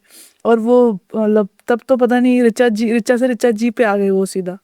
अभी वो रिचा जी पे हैं वो। अभी है ना उसी फेस में। हाँ, रिचा जी ठीक पे है, हैं वो। उनको वहीं रखना। तो कहीं ना कहीं फिर मुझे एक लक्ष्य मिल गया कि ठीक है, अब मेरे को खेलना है, मैं खेलूंगी जितना मैं मैक्सिमम खेल सकती हूँ। और अब मैं गर्ल्स को और स्टूडेंट्स को, यूथ को आगे बढ़ाऊंगी। आपने पुलिस को भी ट्रेनिंग दी है। जी, वो क्या था, किस एज में दी थी? क्योंकि काफी पुरानी बात है जहाँ तक मुझे जी। ध्यान है। ऑलमोस्ट 9-10 10 years 12 साल पुरानी है ना। हाँ, 10 years पहले, 2000 18 एज रही होगी आपकी, 18-19। हाँ, मैं उस वक्त 16 की थी। अच्छा।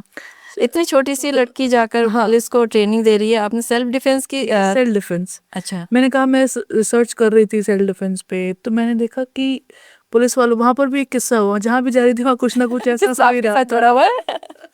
क्योंकि क्या उस वक्त मेरी हाइट छोटी और मैं एकदम थोड़ा सा चबी डबी, और लग रहा था कि बच्ची है, क्या सिखाएगी पुलिस वालों को, क्या सिखाएगी, ये तो खुद बच्ची है। तो अगेन मेरे फादर मेरे साथ जाते थे, तो हम वहाँ पे 500 पुलिस कांस्टेबल्स खड़े थे वहाँ पे। उन्होंने कराटे सीखा था, एक डिफरेंट स्टाइल। मैंने मल्टीपल मार्शल आर्ट को मिक्स करके एक सेल्फ डिफेंस का सिलेबस बनाया था, और जिस पे अप्लाई करा था वो मेरा भाई था ही। सदाबहार पंचिंग बैग।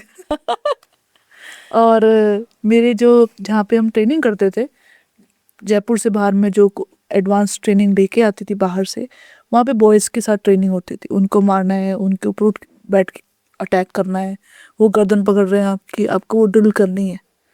तो ऐसी जो सेल्फ डिफेंस की मैंने प्रैक्टिकल सेल्फ डिफेंस कोचेस जो हैं छांट के मैंने ट्रेनिंग ली, उन कोचेस के अंडर जितने भी एडवांस कैंप्स होते थे, जो राजस्थान में ट्रेनिंग वैसी अवेलेबल नहीं थी, उसको भी मैंने वहाँ सिखाया। तब वो पहले दिन तो पुलिस में बोला क्या सिखाएगी ये, तो फिर जब उनसे किया तो कि वो भूल चुके थे, क्योंकि वो अपने ट्रेनिंग पे पहले सीखा होता है उनका जो कराटे या कोई भी कोर्स जब रेगुलर स्टार्टिंग नहीं डेज होते में हैं। उनको हाँ, सिखाते हैं। जब वो पुलिस बन रहे होते हैं, तो जब एक दो को जब मैंने हिट किया, एक को मैंने ऐसे एल्बो अटैक दिखाया, उन्होंने ऐसे एल्बो अटैक सीखा ही नहीं था, क्योंकि राजस्थान पुलिस में अभी शायद क्या पता चेंज किया हो, उस टाइम पे सिर्फ ऐसे पंचेस होते थे, कुछ उठा के गिराना है, ऐसे सेलेक्टेड 10 टेक्निक्स थी। बट मैंने सोचा सिर्फ सेलेक्टेड 10 टेक्निक से तो जनता की कैसे रक्षा होगी। अपराधी तो कितने ज़्यादा स्मार्ट हो चुके हैं, हाँ। एडवांस हो चुके हैं। हाँ, अभी भी हालांकि निर्भया पुलिस अच्छा काम कर रही है, बट मेरा कहना ये है कि हर साल मार्शल आर्ट का सिलेबस चेंज होता है, अपडेट होता है। बॉडी भी हर साल हमारी चेंज हो रही है। एक्सरसाइज भी कोविड के बाद कहते हैं कि सबकी बॉडी वीक हुई है, तो एक्सरसाइज जितनी आप एक्सरसाइज करोगे उतना आप स्ट्रीट पे अच्छा कर पाओगे, मतलब डिफेंस अच्छा कर पाओगे, रिएक्शन अच्छा दे पाओगे। तो ये कहीं ना कहीं एक्सरसाइज से रिलेटेड है, मार्शल आर्ट से सेल्फ डिफेंस। तो मेरा यही कहना है कि आप, ऑल्दो मुझे पता है वो कौन से कोर्सेज हैं जिनसे रियल में सेल्फ डिफेंस सच में आता है, बट मैं खुद चाहूँगी कि जो भी पेरेंट्स या जो भी अगर कॉलेजेस अपने कैंप कराना चाहते हैं, 1 दिन का 2 दिन का कैंप लगा के आप पब्लिक को बेवकूफ़ मत बनाए। यही हो रहा है सब जगह। 1 दिन का इवेंट होता है सेल्फ डिफेंस, कैसे आएगा सेल्फ डिफेंस? क्या कोई पर्सन 1 दिन में बीटेक बन सकता है? क्या 1 दिन में डॉक्टर बन सकता है? नहीं। 3 इयर्स, वैसे 4 इयर्स का कोर्स है, 3 इयर्स मिनिमम आप करें, क्योंकि मैम 6 मंथ्स तो बॉडी की मसल मेमोरी को याद कराने में लग जाता है कि ऐसे हैंड उठाना है, ऐसे वापस लेना है, ऐसे एल्बो करना है, ऐसे पीछे किक मारनी है। अगर जैसे मैं चाहती हूँ कि 50 टेक्निक्स आप सीखो, 50 सिचुएशन 50 टेक्निक्स, तो टाइम लगता है।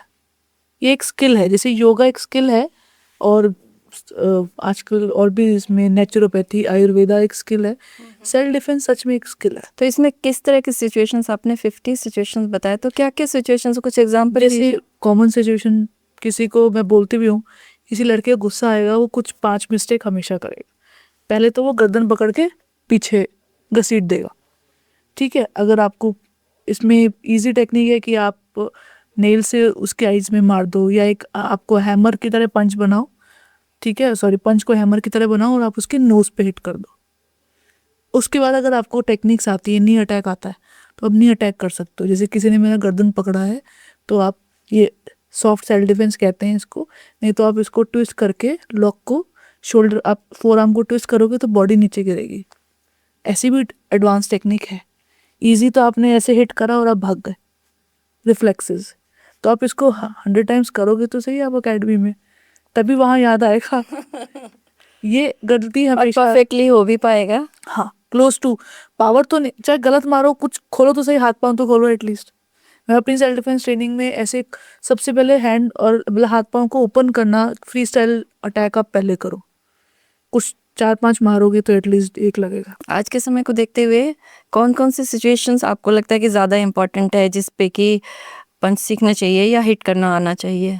4-5 फैक्टर्स हैं सेल्फ डिफेंस के लिए मैम। एक तो थ्योरी, आप चिल्ला दो उस पर कि ठीक है हाउ डे यू, या आप एब्यूज़ करो उसको, ताकि साउंड से आपको हेल्प करने आएगा। एक तो साउंड से सेल्फ डिफेंस है, और सेकंड है कोई प्रॉप पड़ा है, जैसे फ़ोन है, आजकल फ़ोन भारी होते हैं, आप उसके फेस पे मार दो। ये आप हम देखा भी होगा, कभी फ़ोन हमारे ऊपर गिर जाता है तो ये बहुत हैवी वेट होता है, फ़ोन से आप हिट कर दो। सेकंड है बिटवीन टू लेग आप किक करो, सबसे 100% काम आता है। तो जो आपके क्लोज आ रहा है ना, उसी को खतरा है। आप बिटवीन टू लेग किक्स पे हिट करो, और या नी से हिट करो, और एल्बो ऐसे, जैसे आप एरोबिक्स भी कोई कर रहा है तो ऐसे एल्बो बना के इसको पैक करके आप आइज पे, नोज पे हिट करो। 10 टाइप्स की एल्बोज होती, बट मैं कैसे एक इन जनरल बता रही हूँ। सिचुएशन क्या होती है, नेक पकड़ लिया, कमर से पकड़ लिया, आपको उठा के आपके ऊपर बैठे हैं, ये सिचुएशन है कॉमन। अब इसमें एक सॉफ्ट सेल्फ डिफेंस, हालांकि जब नीचे एक सिचुएशन होती है कि आपको फाइट करते हुए, उसको किक मारते हुए, पंच मारते हुए नीचे से निकल के भागना है। एक ड्रिल है पूरी, मैं वीडियो जरूर शेयर करूंगी, ऐसी वीडियो मेरे यूट्यूब चैनल है ऋचा गौर अकेडमी में, वो आप ज़रूर चलाइएगा। तो ये पूरी ड्रिल है, अदरवाइज आप भूल गए तो आप अपने फिंगर्स को सामने जो भी आपके ऊपर बैठा है अब यहाँ पे जोर से हिट करो इस जगह सेंटर में जो यस, ताकि वो 3 सेकेंड्स 4 सेकेंड्स के लिए उसको लगे, क्योंकि ये करेंगे तो ये बहुत सेंसिटिव है। सेंसिटिव पार्ट्स पे आप हिट करो। तो ये रिफ्लेक्सेस है। जैसे हम स्कूटी चलाते हैं हमें पता है ब्रेक लगाना ही है, Automatic ऑटोमेटिक, reflex है। ये मसल मेमोरी है। उसी तरीके से हम लिख रहे हैं, ये सब बचपन से हम लिख रहे हैं, तो ये मेमोरी है, मसल मेमोरी।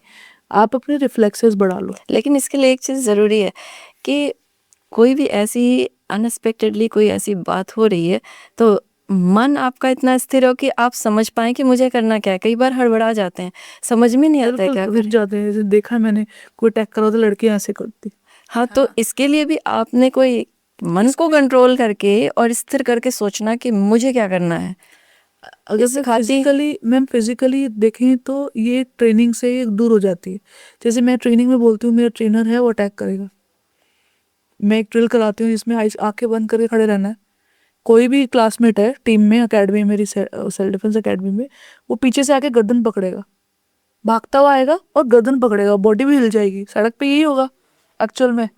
आप मार्केट में हो, सडन शॉक लगता है हमें, सरप्राइजिंगली अटैक आता है, तो सरप्राइजिंगली उसकी आंखें बंद कर दी। जो भी कोई टॉलर बॉय होगा या मैं हूँ या ट्रेनर है मैं हूँ, हम में से कोई एक जना उसको अटैक करेगा। पहले सिखाएंगे हम कि पीछे से सिचुएशन आए, ठीक है, अटैक हो गया, इसको फिर क्या करना है? अब जो सिखाया था कि इस सिचुएशन पे कैसे करना है, जो 1 आवर 2 आवर डेली कर रहे हो, अब अटैक आ गया। अब तक तो पंचिंग बैग पे कर रहे थे या फिर फ्रेंडली प्यार से कर रहे थे, अब उस पर रिप्लाई करना है। तो फिर दिखता है कि हम कि वो 50% कर पाई है। अगर 3 स्टेप्स बताए हैं तो 50% उसको याद है, बाकी वो भूल गई। फिर वो जब उसको और रिवाइज करती, एक सिचुएशन को 6 मंथ्स तक आप करते हो या 2 सिचुएशन को, तो फिर इतना लंबा प्रैक्टिस करता Yes. है। अच्छा मैम, मैं एक चीज़ और करती हूँ इसमें, एक ही हाइट के बॉय से नहीं कराना। समटाइम स्मॉलर, समटाइम जिसकी हाइट ज़्यादा है, कोई किसी का वेट बहुत ज़्यादा है। जब एक्चुअली अलग अलग हाइट के लोग होते हैं, क्रिमिनल्स भी आप समझ लीजिए कि आप अलग अलग हाइट, एक्चुअल ट्रेनिंग तो वही है हाँ, कि आप कि आप अलग किसी हाइट भी तरह के अपने व्यक्ति से फ्रेंड्स के साथ ही कर रहे हो बार बार, तो यू नो कि वो कैसे ट्रेनिंग पे अटैक करेंगे। तो अलग अलग हाइट पे मैं कराती हूँ 6 मंथ्स में। आई ट्राई कि वैसे तो हम लोग शॉर्ट टर्म कोर्स में भी कराते हैं, हम 20 टेक्निक्स करा देते हैं। तो 6 मंथ्स वाली ऐसी चीज़ होती है जो लॉन्गर रहती है आपके मसल मेमोरी में। 5 डेज हम कैंप लेते हैं, वो 5 डेज वाला कैंप में वो 2 मंथ्स बाद भूल जाते हैं। तो बट जिन्होंने ये एक ऐसी चीज़ है, हम फनी वे में कराते हैं, हंसी मजाक में। एक्सरसाइज भी हो गई, रनिंग एक्सरसाइज स्ट्रेचिंग्स अच्छे खासी, ½ अपने फिटनेस कर लिया, अब ½ आप बॉडी पे एक दूसरे के साथ। तो ये एक नया कल्चर है। मेट्रो सिटीज़ में तो सेल्फ डिफेंस को लोग एज ए फिटनेस कर रहे हैं, क्योंकि उसमें भी भागना आना चाहिए, थोड़े बहुत स्ट्रेचिंग्स होनी चाहिए, बॉडी की एक्सरसाइज हो जाती है। पेरेंट्स भी आते हैं मेरे पास, सीखते हैं कि हमें फिटनेस करना है, बड़ा उसमें मार्शल आर्ट्स ऐड कर देना, तो दोनों चीज़ें हो जाती है। तो क्यों ना एक जिम भी जा रहे हो और इधर भी जा रहे हो, तो जगह की बेटर है कि एक जगह सीखे। अब मैंने तो देखा है कुछ लोग इस तरह से सिखाते हैं, उनके मूव्स ऐसे होते हैं, या फिल्मों में देख लीजिए जो स्टाइल है वो देख के बहुत अट्रैक्शन होता है। लेकिन क्या वो भी इम्पैक्टफुल होते हैं, उस तरह के स्ट्रोक्स या उस तरह के फाइट या हिट? जो हम मूवीज़ में देखते हैं, क्योंकि मैंने एक्शन कोरियोग्राफ करा है, मैं इसलिए बता रही हूँ, मूवीज़ में प्लान्ड होती हैं सिचुएशंस, थोड़ा फैंसी सा हाँ होता है। फैंसी होता है। और उसमें वो पहले वो किसी के फेस पे अगर हिट भी, किसी के फेस पे वो पंच भी मार रहे हैं, तो वो यहाँ आके रुक जाता है, उनको रिएक्शन देना होता है। और टेक्निक्स होती हैं, बट वो रियलिटी में वैसा होता नहीं है। नहीं, लेकिन देखिए कुछ लोग अपनी एकेडमी को या अपने आप को इस तरह से शो करने के लिए कि हम बहुत अच्छे ट्रेनर हैं, बहुत अट्रैक्टिव हिट दिखाते हैं, शो करते हैं। बिल्कुल। तो वो हिट काम का है कि नहीं है, मैं ये जानना चाह रही हूँ।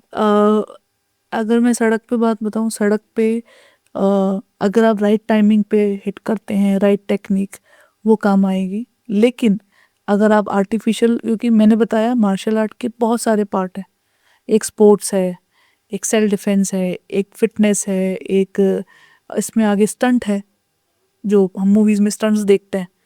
बहुत सारे पार्ट्स हैं, तो वो जहाँ अगर आप स्टंट का सिलेबस उठा के सेल्फ डिफेंस में डाल रहे हो वो काम नहीं आएगा। वो आप उछल के किक मार रहे हो, वो आपका किक पकड़ के गिरा देगा नीचे। तो वो जंप करके स्टंट मतलब नहीं है। तो वही मैंने बताया कि आप राइट टाइमिंग पे, अगर राइट टाइम पे सही चीज़ आप अटैक करो और फिर वहाँ से भागना होता है। भागना is a very good self defence.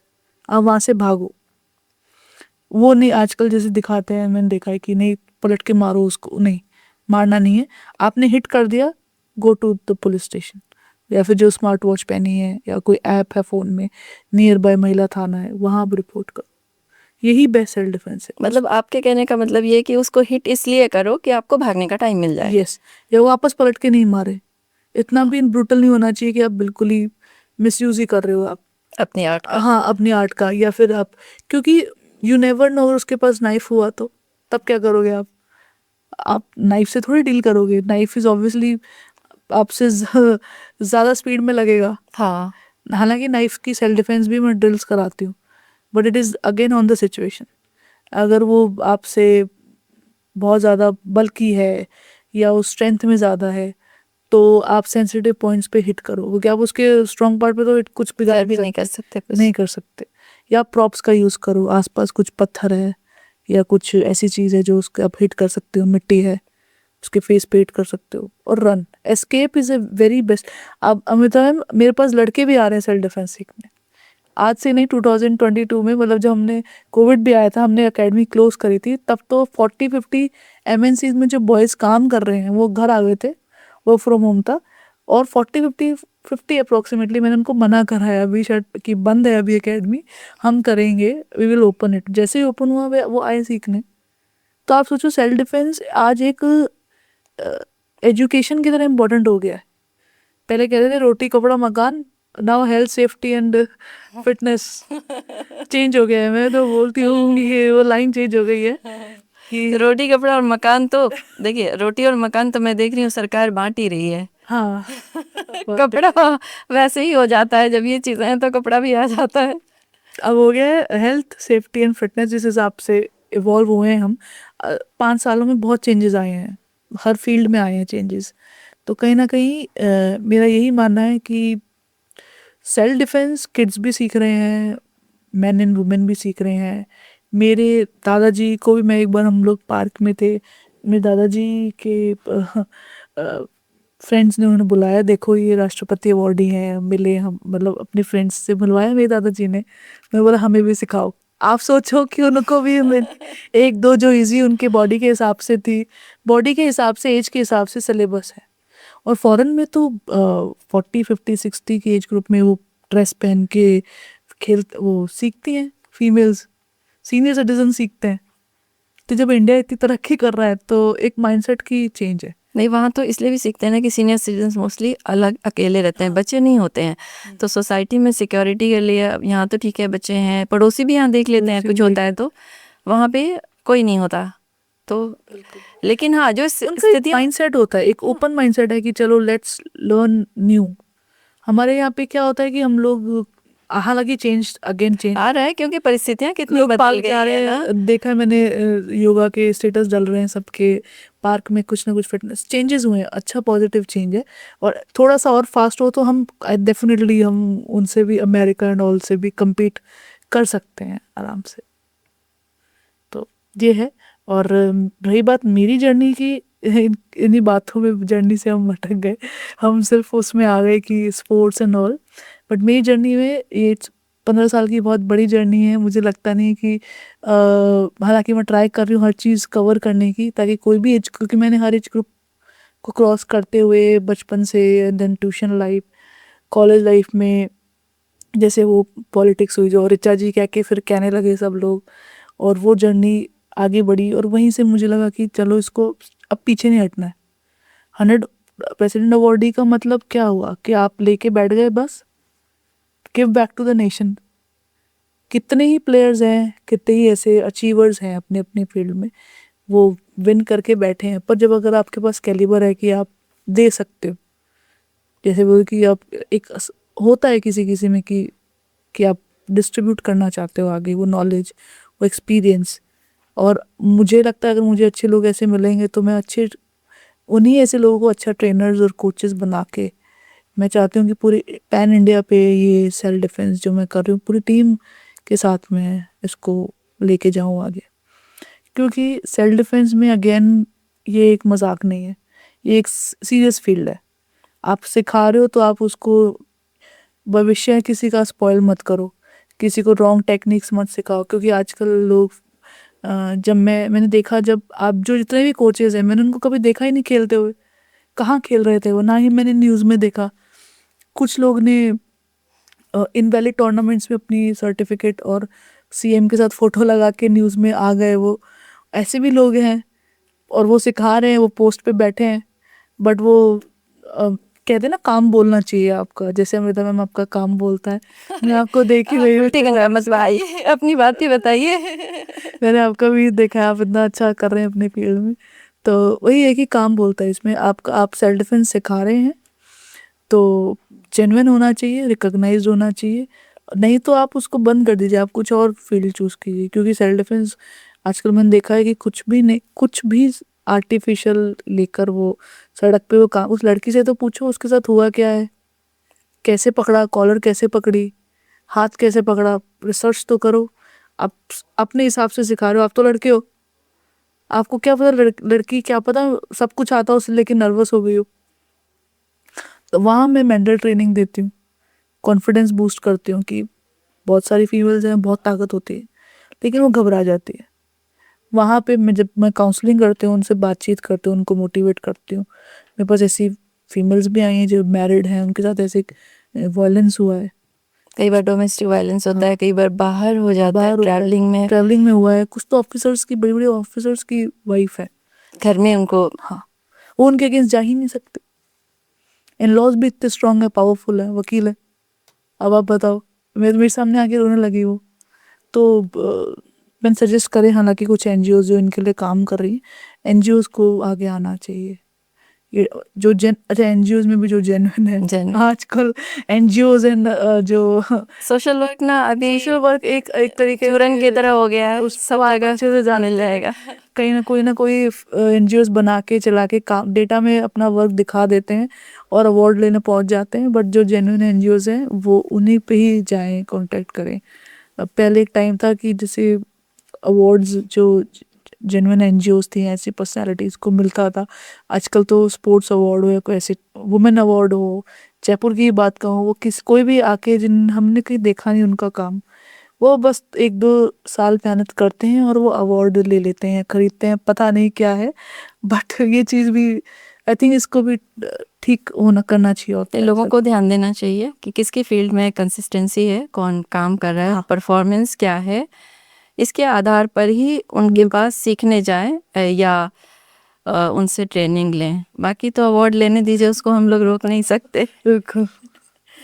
तो ये जर्नी रही है हमेशा से। और इसके बाद भी मैंने प्रेसिडेंट अवार्ड के बाद भी मैंने खेला, और अपना एज अ रेफरी भी मैंने कोर्स पूरा करा।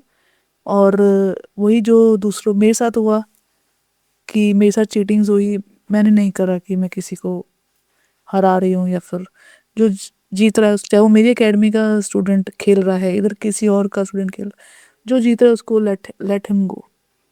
क्योंकि आगे जाके तो वही सस्टेन करेगा बड़े लेवल पे जो टैलेंटेड है। डिस्ट्रिक्ट में अब अगर कोई रेफरी हरा देता है तो ये जर्नी है। तो मैंने रेफरीशिप की जर्नी भी पूरी करी एज अ दोनों स्पोर्ट्स में। अभी मैं दोनों गेम को, टाइकोंडो, मुay थाई को, दोनों का डेवलपमेंट भी देख रही हूँ। ट्रेनर्स, ऐसी कोई संस्था नहीं है जो ट्रेनर्स बनाती है, होंगे, हैं कुछ सेलेक्टेड हैं, कम है। तो मैं ये एम कर रही हूँ कि मैंने प्लेयर्स को ट्रेनर बना के उनको एम्प्लॉयमेंट डिप्यूट किया है। तो ये वही अगेन, इतने सारे मेडलिस्ट हैं, कोचेज हैं, उनको भी आगे आना चाहिए। तो किसी से पूछा नहीं मैंने, किसी से कुछ इतना सपोर्ट नहीं लिया, सेल्फ किया।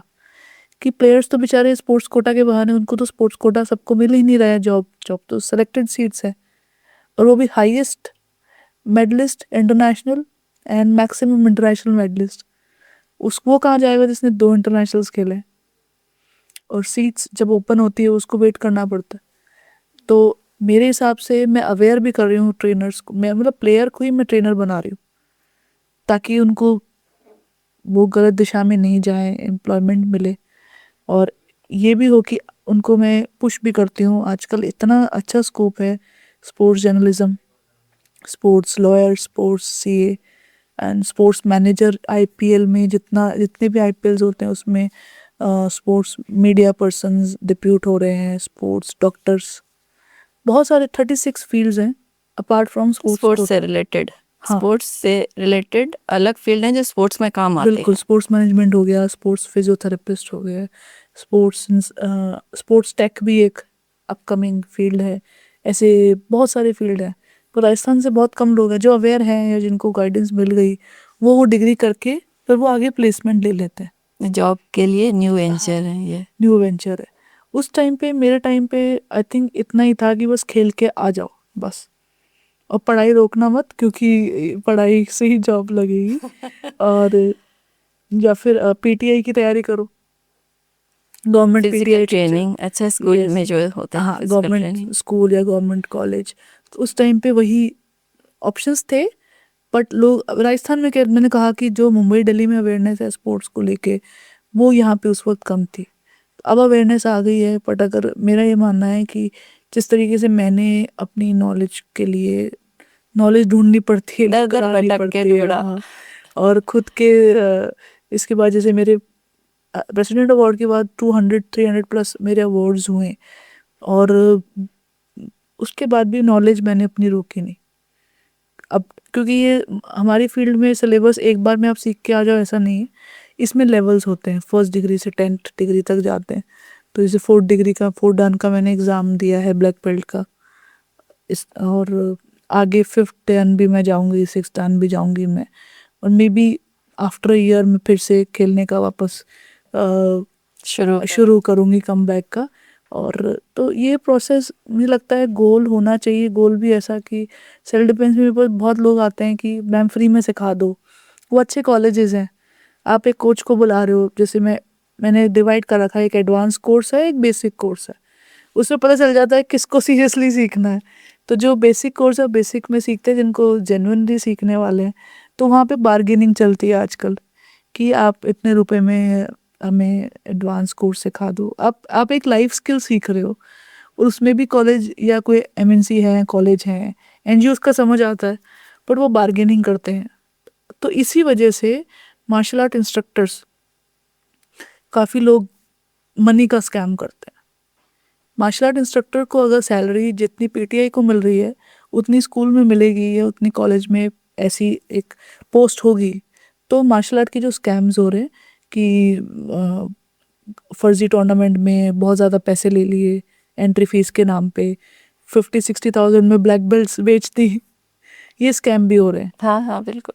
और आज ही नहीं, ये बड़ी 20 समस्या। ईयर्स हाँ। 20-30 ईयर्स से हो रहे हैं जबकि। और तो ये स्कैम्स, फर्स्ट ऑफ ऑल, ये एक जो इंस्ट्रक्टर की पोस्ट है, सेल्फ डिफेंस इंस्ट्रक्टर, जैसे योगा इंस्ट्रक्टर की निकली है, इसी तरह क्रिएट क्रिएट करनी चाहिए, आ जानी चाहिए। और फिर और इतनी बड़ी संस्थाएं हैं, कॉलेजेस हैं, वो बोलते हैं कि अब 2-3 हज़ार रुपए में सारा कोर्स सिखा दो। वो कैसे पॉसिबल है? वो पॉसिबल नहीं है। तो किसी ने कहीं से सीखा है, ट्रेनिंग ली है, उसके ऊपर काम किया है, वो रिसर्च के बाद आपको वो सिलेबस मिल रहा है कि सड़क पे ही ज़रूर आपको सीखना चाहिए। और कोई भी कोच आता है सिखाने 3-4 घंटे, तो आप उनसे बार्गेनिंग करते हो। ये एनजीओज ने भी स्टार्ट कर दिया। मैंने वुमेंस डे पे देखा था इस बार अच्छा कि वो कोच तो इतने में सिखा रहा है, वो अब वो कोच ही नहीं है जो सिखा रहा है, पहली बात तो 1-2 हज़ार रुपए में आप वुमेंस डे पे आप सेल्फ डिफेंस की आप सेमिनार करो। उतने तो इक्विपमेंट्स ही नहीं होते। इक्विपमेंट्स ही 4-5 थाउजेंड के ग्लव्स होते हैं जिसको पहना के सिखाना होता है। तो ये एक पोस्ट है जो ये क्रिएट होगी, तो ये स्कैम्स जो है वो कम रुकेंगे। होंगे। यस, कोच को, ट्रेनर को प्रॉपरली एज ए फैकल्टी, जैसे उनको अमाउंट मिलता है, सैलरी मिलती है कॉलेज में फुल टाइम या स्कूल में फुल टाइम, वो मिलना चाहिए। ये नहीं होना चाहिए। आजकल स्कूल्स में बहुत बार्गेनिंग हो रही है, 5,000 में कोच लगा दिया, 10,000 में कोच लगा दिया। ये आप इनसे कैसे उम्मीद कर सकते हो कि ये उस लेवल की इंडिया तो चीजें चाहो आप सिख- जयपुर के लिए, आपके लिए जयपुर पे- चैंपियन कैसे बनेंगे? यस, और वो भी 100 बच्चों पे। तो कहीं ना कहीं सोसाइटी ही को ही अपने अंदर चेंज करना चाहिए। ये बहुत इंपॉर्टेंट है। ऑब्वियसली मैं मेरी ऑर्गेनाइजेशन का मेरी टीम का मेरे आसपास जो लोग गलत कर रहे हैं मैं उनका ध्यान रखती हूँ। तो ऐसे लोगों को साथ में आना चाहिए, और इस ताकि हम स्पोर्ट्स में और प्लेयर्स निकाल सके। और सेफ्टी की बात करें तो सेफ्टी अच्छे से हो सके, ये नहीं कि एक दिन में कैंप लगाया ठीक है चले गए। तो क्योंकि लोग बोलते हैं एक दिन में क्या सीखोगे, सही बात है, एक दिन में आप क्या कुछ भी नहीं सीख एक सकते, दिन में आप ठीक है आप अवेयर हो सकते अवेयर हो सकते हैं, हो पता चल जाएगा कि ये चीज़ है और ये सीखी जानी चाहिए। अवेयर हो सकते हो, बट इसको प्रॉपरली एक एज सब्जेक्ट इंट्रोड्यूस होना चाहिए, मेरा यही मानना है। हालांकि इस फील्ड में मैं कहूँ तो बहुत अच्छा स्कोप है, कोई भी एंटर करता है स्पोर्ट्स के लिए बहुत अच्छा रास्ता है अगर वो अच्छे गाइडेंस पे जाए तो। और सेल्फ डिफेंस में भी एक अनाउंसमेंट आया था डिप्टी सीएम का, सेल्फ डिफेंस में जो फीमेल्स ब्लैक बेल्ट होंगी उनको कॉलेज में रिजर्वेशन मिलेगा। तो ये भी एक अच्छा पोस्टर मैंने देखा था, एक अच्छा अभ्यास है। तो इस पे अभी कोई बात नहीं हो रही है, कोई काम नहीं हो रहा है। नहीं मैं हाँ देखा नहीं, बस एक ऐड देखा मैंने, तो वो आप ज़्यादा जानते हैं, वीडियो से आप कनेक्टेड हैं, बट घोषणा हुई, काम होना चाहिए।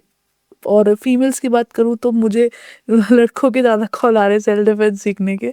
फीमेल्स का निर्भया केस के बाद एक्सट्रीम अवेयरनेस आई थी कि नहीं अब तो हमें प्रॉपरली सेल्फ डिफेंस ही सिखाना है हमारे बच्चे को, प्लेयर नहीं सिर्फ सेल्फ डिफेंस। ऐसे भी पेरेंट्स लड़कों के क्यों आ रहे हैं, उनके क्या उनको बाहर खतरे महसूस होते हैं? क्राइम क्राइम रेट बढ़ रहा है, ट्रैवलिंग में, ऑफिस जाना आना, देर रात नाइट ड्यूटीज रहती हैं, से घर वापस आना, बहुत क्राइम बहुत ज़्यादा बढ़ चुका है, मेन ये है। और मार्शल आर्ट या सेल्फ डिफेंस ऐसी स्किल्स सीखना आज के टाइम में बहुत ज़रूरी है। जो लोग फर्स्ट क्लास से सीखने लग जाते हैं वो डेफिनेटली अच्छा टाइम है। अगर अब आप देखो ऑफिस के साथ साथ जॉब करते हुए भी सीख रहे हैं, अभी भी आज भी हम जो ऑफिस में जॉब कर रहे हैं उनके लिए मैं सैटरडे संडे ओपन कर रही हूँ, संडे में ओपन अच्छा। रहते। 7 डेज हाँ आपका ओपन रहता है? हाँ, मेरे पास एक पर्सन आया, वो शूज़ की शॉप पे काम करता है, तो शॉप पे तो फिर मॉर्निंग टू नाइट, और उनके लिए संडे ऐसे 2-3 जने और हैं, कोई एक पीएचडी कर रही है, उनको भी संडे ही मिलता है। तो ऐसे लोगों को सिर्फ सेल्फ डिफेंस, एज 40 होगी उनकी, एक की 35 है, एक की 40 है, 45 है, तो मैच्योरिटी आ जाती है कि हम ये स्किल क्यों सीखना है, तो वो दे आर कमिंग। तो ये चीज़ है कि रही बात जर्नी से हम कनेक्ट करें तो खुद के रास्ते मैंने खुद ही बनाए, और कह सकते हैं खुद के आंसू खुद ही पहुँचे और फैमिली का सपोर्ट रहा, फिर कुछ अच्छे फ्रेंड्स मिले, अच्छे लोग मिले, अच्छे फील्ड के अच्छे कोचेस मिले, अच्छे स्टूडेंट्स थे जिन्होंने, अच्छा ऐसा भी था जब मैं बाहर खेलने जाती थी तो मेरे स्टूडेंट्स मेरी बैच संभालते थे। स्टूडेंट्स का एक कनेक्शन होता है, कुछ स्टूडेंट्स आपके इतने अच्छे होते हैं, प्यारे होते हैं, जो आपकी पूरे क्लास अच्छे से ईमानदारी से संभालते हैं। अब मैं बाहर खेल रही हूँ अच्छा, आउट ऑफ बच्चे इंस्टीट्यूट सीनियर, हाँ वो संभाल रहे थे क्लासेस मेरी, तो कहीं ना कहीं उनका भी योगदान रहा है। और एक तरीके से 10 ईयर्स तक सीख के गए हैं मेरे पास, तो सोचो 10 ईयर्स में उनको मैंने नॉलेज दी है, या उनको मतलब उनको कुछ स्टूडेंट्स तो मेरे ऐसे थे वो घर ही नहीं जाते थे, उनका मन ही वहीं लगता है अभी भी, मतलब वो एक सेकंड होम है स्कूल, और स्कूल अभी भी लोग बच्चे ऐसे जुड़ जाते हैं, वो 5th क्लास में आते हैं, वो कॉलेज तक आगे तक भी वो अभी भी कनेक्टेड है मुझसे। तो वही होता है, वो टीचर की कोचिंग कहीं ना कहीं, शायद मेरे फादर प्रोफेसर हैं इसीलिए coaching skill, how to teach मेरे अंदर मुझे पता चला कि है। मुझे समझ नहीं आ रहा था कि मेरे से कोचिंग तो अच्छी हो रही, क्या हो रहा है तो शायद जैसे ये शायद वहीं से आई है मुझे कोचिंग स्किल्स भी। एक और स्किल है आप में, या आप हारने के बाद खुद को कैसे तैयार करके और वापस से खड़े हुए अपनी कमियां देख देख कर कि मेरी ये गलती थी, तो वो मैं जानना चाहती हूँ कि मोस्टली क्या होता है, हारने के बाद निराशा yes. होती है, लेकिन मैं क्यों हारी, सामने वाला क्यों जीता, इस पे आपने कैसे काम किया? इसमें डेफिनेटली स्टडी करा मैंने, अपनी वीडियोस देखी कि क्या कमी थी, क्या मैथ से पहले मैं डिस्ट्रैक्ट हो गई, या फिर होता है कभी कभार घर पे डांट पड़ जाती है, या फिर दोस्तों से झगड़ा हो जाता है, या फिर माँ उस टाइम पे कुछ जॉब में अप्स एंड डाउन्स चलते हैं, तो क्या ये इशू था, या मैं सोई नहीं प्रॉपरली, या फिर मैंने फोकस नहीं किया, या फिर मेरा ध्यान कहीं और था, ऐसी मिस्टेक्स होती हैं। तो आप अपने मिस्टेक्स को रिव्यू करते थे, मैंने क्या गलती की है, क्या मिस्टेक करी या फिर सामने वाले के क्या प्लस पॉइंट्स थे उससे जो सीखा। हाँ ये वही चीज़ है। आज मैं उस स्पोर्ट्स की किताब को उठा के अगर मैं लाइफ में रखूं तो वो वही है। Life is also like a sport. जो मेरे सीनियर्स हैं मैं उनसे पूछती थी कि ना, सीनियर्स ने बहुत अच्छा गाइड किया मुझे, मैं ऐसा कहूँ तो। लोग होते हैं कि कुछ बिना गाइडेंस के चलते रहते हैं, पर मैंने कुछ मेंटर्स मिले मुझे, कुछ सीनियर्स मिले, कुछ अच्छे सक्सेसफुल फीमेल्स से फ्रेंडशिप्स हुई, तो पता चला कि यस कि फिर एम्बिशियस लोगों से ही मेरी बनती थी नॉन एम्बिशियस से मेरी बनी नहीं। ऐसा भी टाइम रहा, बट जब जिनका सबका विजन होता है, मुझे लगता है सब एक साथ बैठते हैं। और चाहे आज वो शताब्दी अवस्थी हैं पैरा स्पोर्ट में, और भी प्लेयर्स हैं, मुझे लगता है मैं कुछ ऐसे लोग अच्छे हैं वुमेन एम्पावरमेंट में जो अच्छा कर रहे हैं।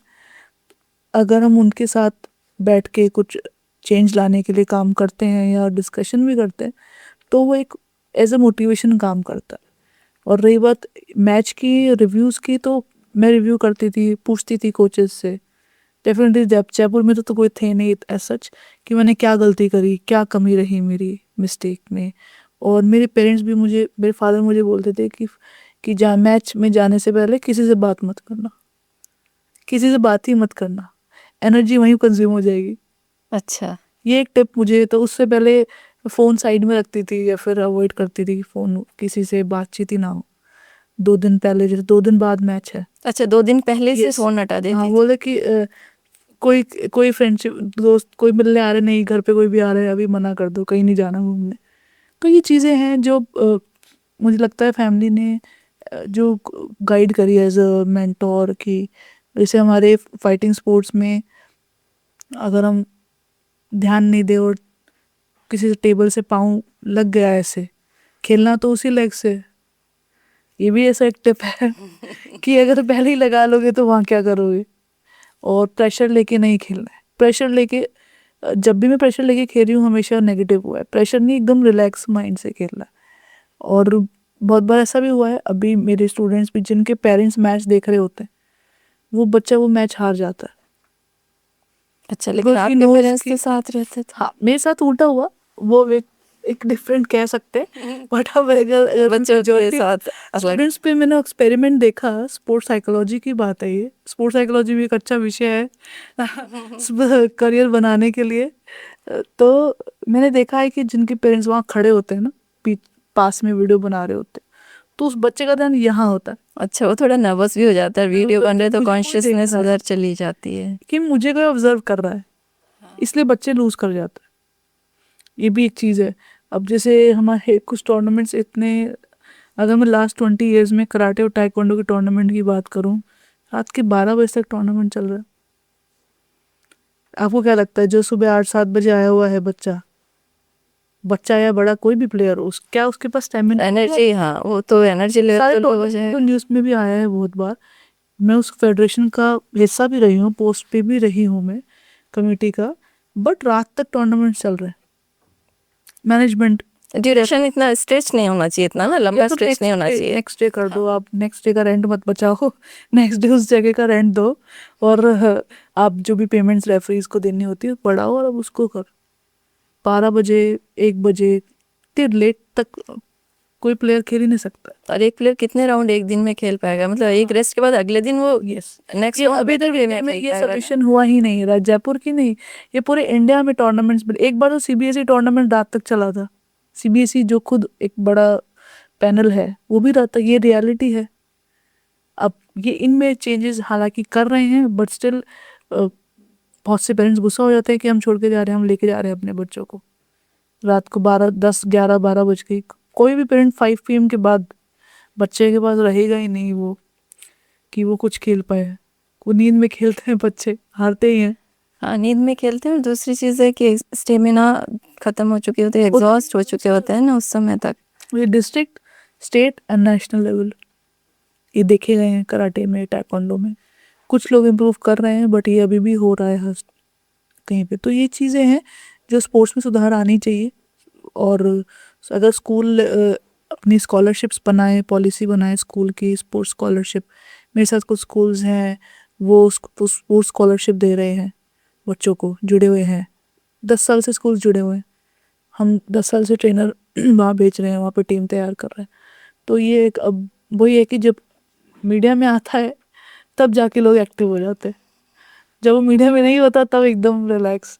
तो कहीं ना कहीं ये मुझे लगता है अब वो वक्त है कि स्किल पे अब ज़्यादा फोकस किया जाएगा। एक कमी मैं और देख रही हूँ, स्पोर्ट्स जितना इतना जिस तरह से आगे बढ़ रहा है और मीडिया में आकर लोगों के बीच इसकी बात हो रही है, इसमें ड्रग्स का बहुत Yes. ज़्यादा इन्वॉल्वमेंट हो गया है। तो अपने बच्चों को आप कैसे इससे दूर रखते हैं? क्योंकि जहाँ बॉडी बिल्डिंग की बात आती है ना, बिल्कुल या फाइटिंग की, तो और एक्सरसाइज है, जिम है, वहाँ इसकी ज़्यादा चीज़ें चाहिए चलती होती है, हैं। बिल्कुल। तो इसको आप कैसे दूर रखते हैं बच्चों से? इनिशियली तो मैं जनरली जो सिलेक्शन होते हैं जिन बच्चों का बड़े लेवल पे, उनको एक डेफिनेटली गाइड तो करती हूँ कि देखो इनके नेगेटिव इफेक्ट बहुत हैं। जब आप बड़े होगे तो उनको पता चलेगा कि आपके आगे हार्मोनल इम्बैलेंसेस हो जाएंगे, बहुत सारे इश्यूज, हेयर लॉस भी हो सकता है और हार्ट पे भी इफेक्ट कर सकता है। दूसरी बात, जो आप टेस्ट में पकड़े जाओगे, वहाँ टेस्ट होता है जो डोप का जो टेस्ट होता है वो ओलंपिक से हमारे कितने प्लेयर्स को लौटा चुके हैं, आप देखिए। बिल्कुल। कितनी शर्म आती है जब उनको देखते हैं। कई बार तो मैम ऐसा भी हुआ है कि जिन्होंने सिर्फ एक पैरासीटामोल खाई है या कोई टेबलेट खाई है जुकाम या कोल्ड कफ की, वो भी पकड़े गए हैं। बट वो तो जेन्युइन थे कि उनको पता नहीं था कि एक कोल्ड कफ की दवाई भी नहीं ले सकते। हाँ, लेकिन अगर डोप के लिए एक बना है जो पैमाना, आपको उसको फॉलो करना है, चाहे अपने फीवर के लिए, कफ के लिए, उससे मतलब नहीं है। आपको पता होना चाहिए उस चीज़ का कि वो ये चीज़ है कि यही नहीं, लोग इंजेक्शंस लेते हैं। इंजेक्शंस ले रहे हैं, स्वेटिंग के लिए ले रहे हैं ना। आपके अगर वेट लॉस करना है तो आपका जो स्वेटिंग के लिए कितना, तो ये चीज़ें तो आप 2-3 किलो वजन उसके उस तरह से घटाओगे तो ये चीज़ ठीक नहीं है ना। ये चीज़ नेशनल लेवल पे तो जो मेडलिस्ट होते हैं उनको बैन कर देते हैं, बट ऐसे भी हैं जो जुगाड़ से आगे चले जाते हैं, बट वो आगे जाके वो वहाँ जाके रुक जाते हैं। वहाँ पता चल जाता है। तो ये कहीं ना कहीं इंडिया का ही स्पॉइलेशन है। और अगर आप ये सोचो कि हम अपने स्टेट से जुगाड़ करके आगे निकल जाएंगे, आप हैबिचुअल हो जाओगे, फिर वो चीज़ आपको वहाँ नहीं मिलेगी तो आप कैसे परफॉर्म करोगे। और कई बार वो इसलिए भी करते हैं कि मेरे जो पीछे है, मेरे बाद की रैंकिंग में जो स्पोर्ट्स पर्सन है वो मुझसे बेटर परफॉर्मर है, तो सिलेक्शन में वो छूट जाए। यस, ये होता है। तो मैं किसी भी तरह करके मैं निकल जाऊँ, वो सिलेक्शन में छूट गया, अपना नंबर आ गया, अपनी बारी मिल गई, लेकिन वहाँ जाकर वो लूज़ कर जाते हैं। तो ये देश का एक मेडल इसी तरह चला जाता है। एक स्टूडेंट था, क्या होता है, सीनियर्स होते हैं जब थोड़े बड़े हो जाते हैं, मेरा एक स्टूडेंट था, उसको न्यू ही था, वो नेशनल्स खेल रहा था, एक्साइटमेंट में उसने कहीं से नेट पे देखा है क्या, उसने विक्स खा ली यहाँ पे एनर्जी के लिए, पता नहीं कहाँ से देखा उसने विक्स खा ली। नहीं, नेट पे आजकल इस तरह के ज्ञान बहुत ज़्यादा है, बच्चों को इससे भी और आप रोकना पड़ेगा। में था मैम, मैंने अवेयर किया था, वार्न किया था, सब चीज़ थी। बोला हाँ ठीक है दीदी, हाँ हाँ ठीक है, ऐसे करके बोला, मैं ध्यान रखूंगा।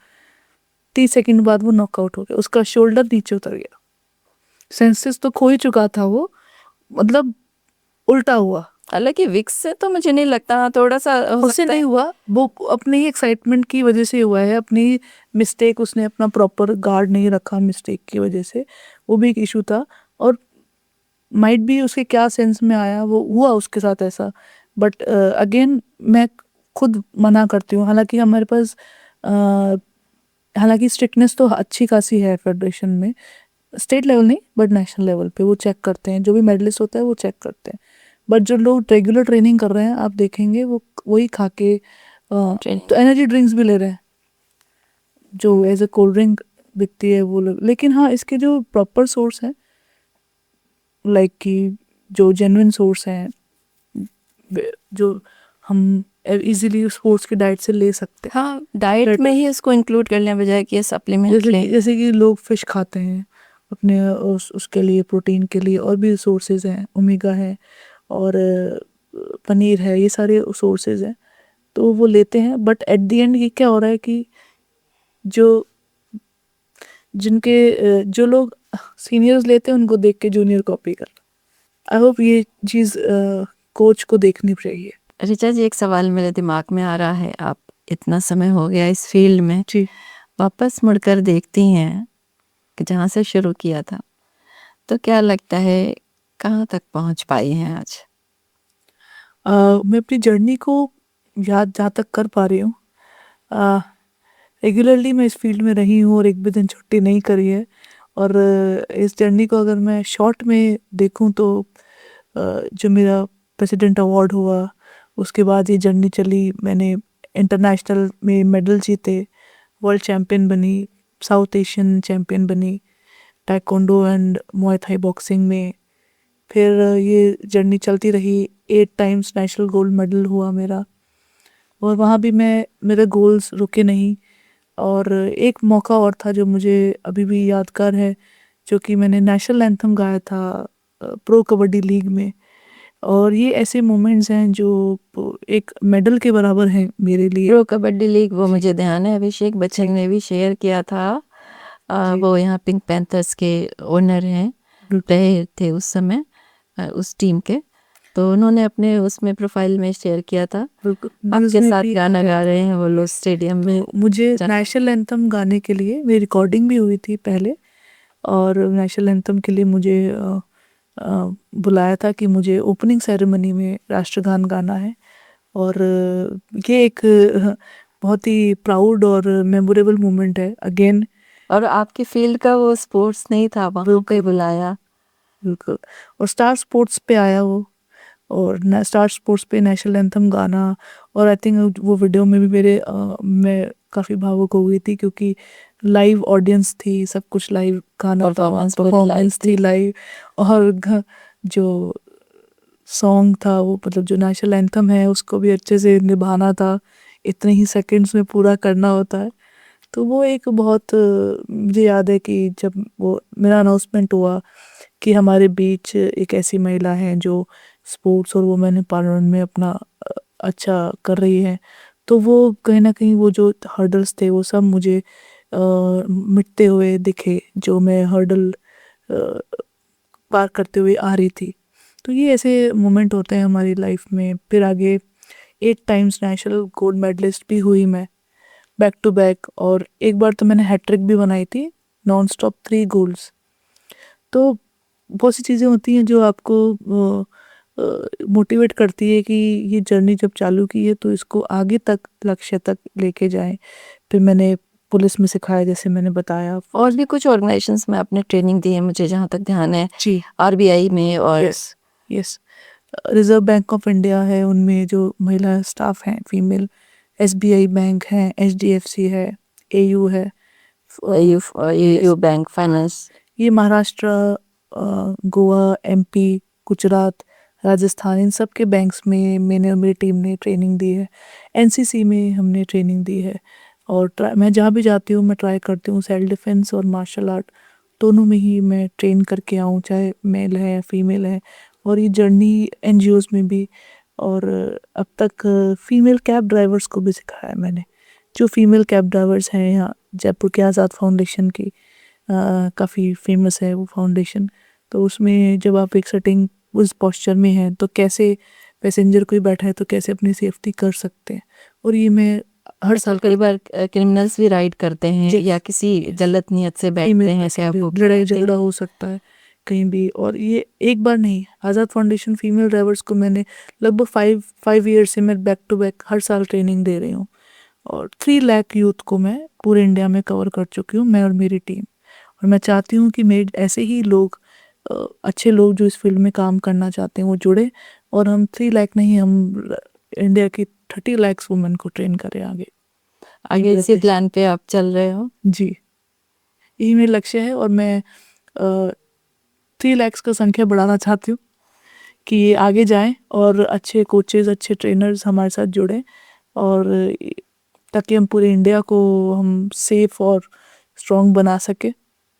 और रही बात स्पोर्ट्स की, स्पोर्ट्स डेफिनेटली मेरा फर्स्ट लव है और मैं उसमें काम कर रही हूँ। और प्लेयर्स को मैं भी आगे देखना चाहती हूँ कि हमारी संस्था से, चाहे वो किसी भी बैकग्राउंड से हो, स्पोर्ट्स ऐसा नहीं होना चाहिए कि सब कुछ जो अफोर्ड कर पा रहे हैं वही खेल पा रहे हैं, सबके लिए होना चाहिए। चलिए, आप एक बहुत अच्छी कोच हैं, एक अच्छे प्लेयर हैं, और एक बहुत मजबूत इंसान हैं। Thank you. बहुत अच्छा लगा आपसे बातचीत करके। तो ये थी ऋचा गौड़, इन्होंने बचपन बड़े उहापोह में निकाला, क्या करना है इन्हें पता नहीं था, लेकिन आज जो कर रही हैं इससे पूरी राजस्थान के बच्चों को और बाहर के बच्चों को मजबूत कर रही हैं। खुद तो मजबूत हुई ही, ये इनकी एक ज़िद थी, इस ज़िद को आगे बढ़ा रही हैं और इंटरनेशनल लेवल तक खुद गई हैं। इनके बच्चे अब जा रहे हैं। इनकी बातें सुनकर इतना अच्छा लग रहा है मुझे राजस्थान में रहकर, जब ये चीज़ देखती हूँ कि महिलाओं को इस तरह से निकल कर काम करने का एक अवसर मिला है और उसमें महिलाएं अपना बाहर तक जाकर परचम लहरा रही हैं, तो बहुत संतोष होता है। आज के लिए इतना ही। हम अपने अगले एपिसोड में किसी और इसी तरह के मजबूत मेहमान को लेकर आएंगे आपसे मिलाने। नमस्कार। आप सुन रहे थे let's mic more than radio.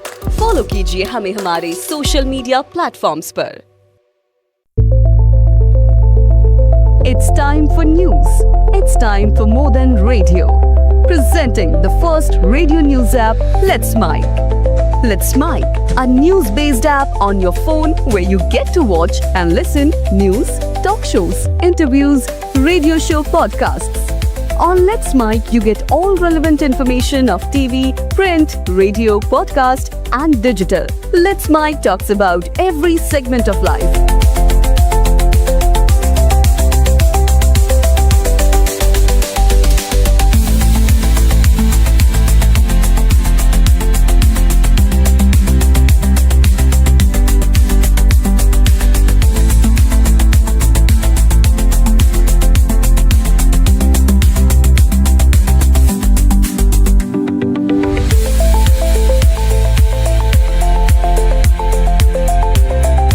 Download the app now from Play Store. Available both on Android and iOS mobile phones.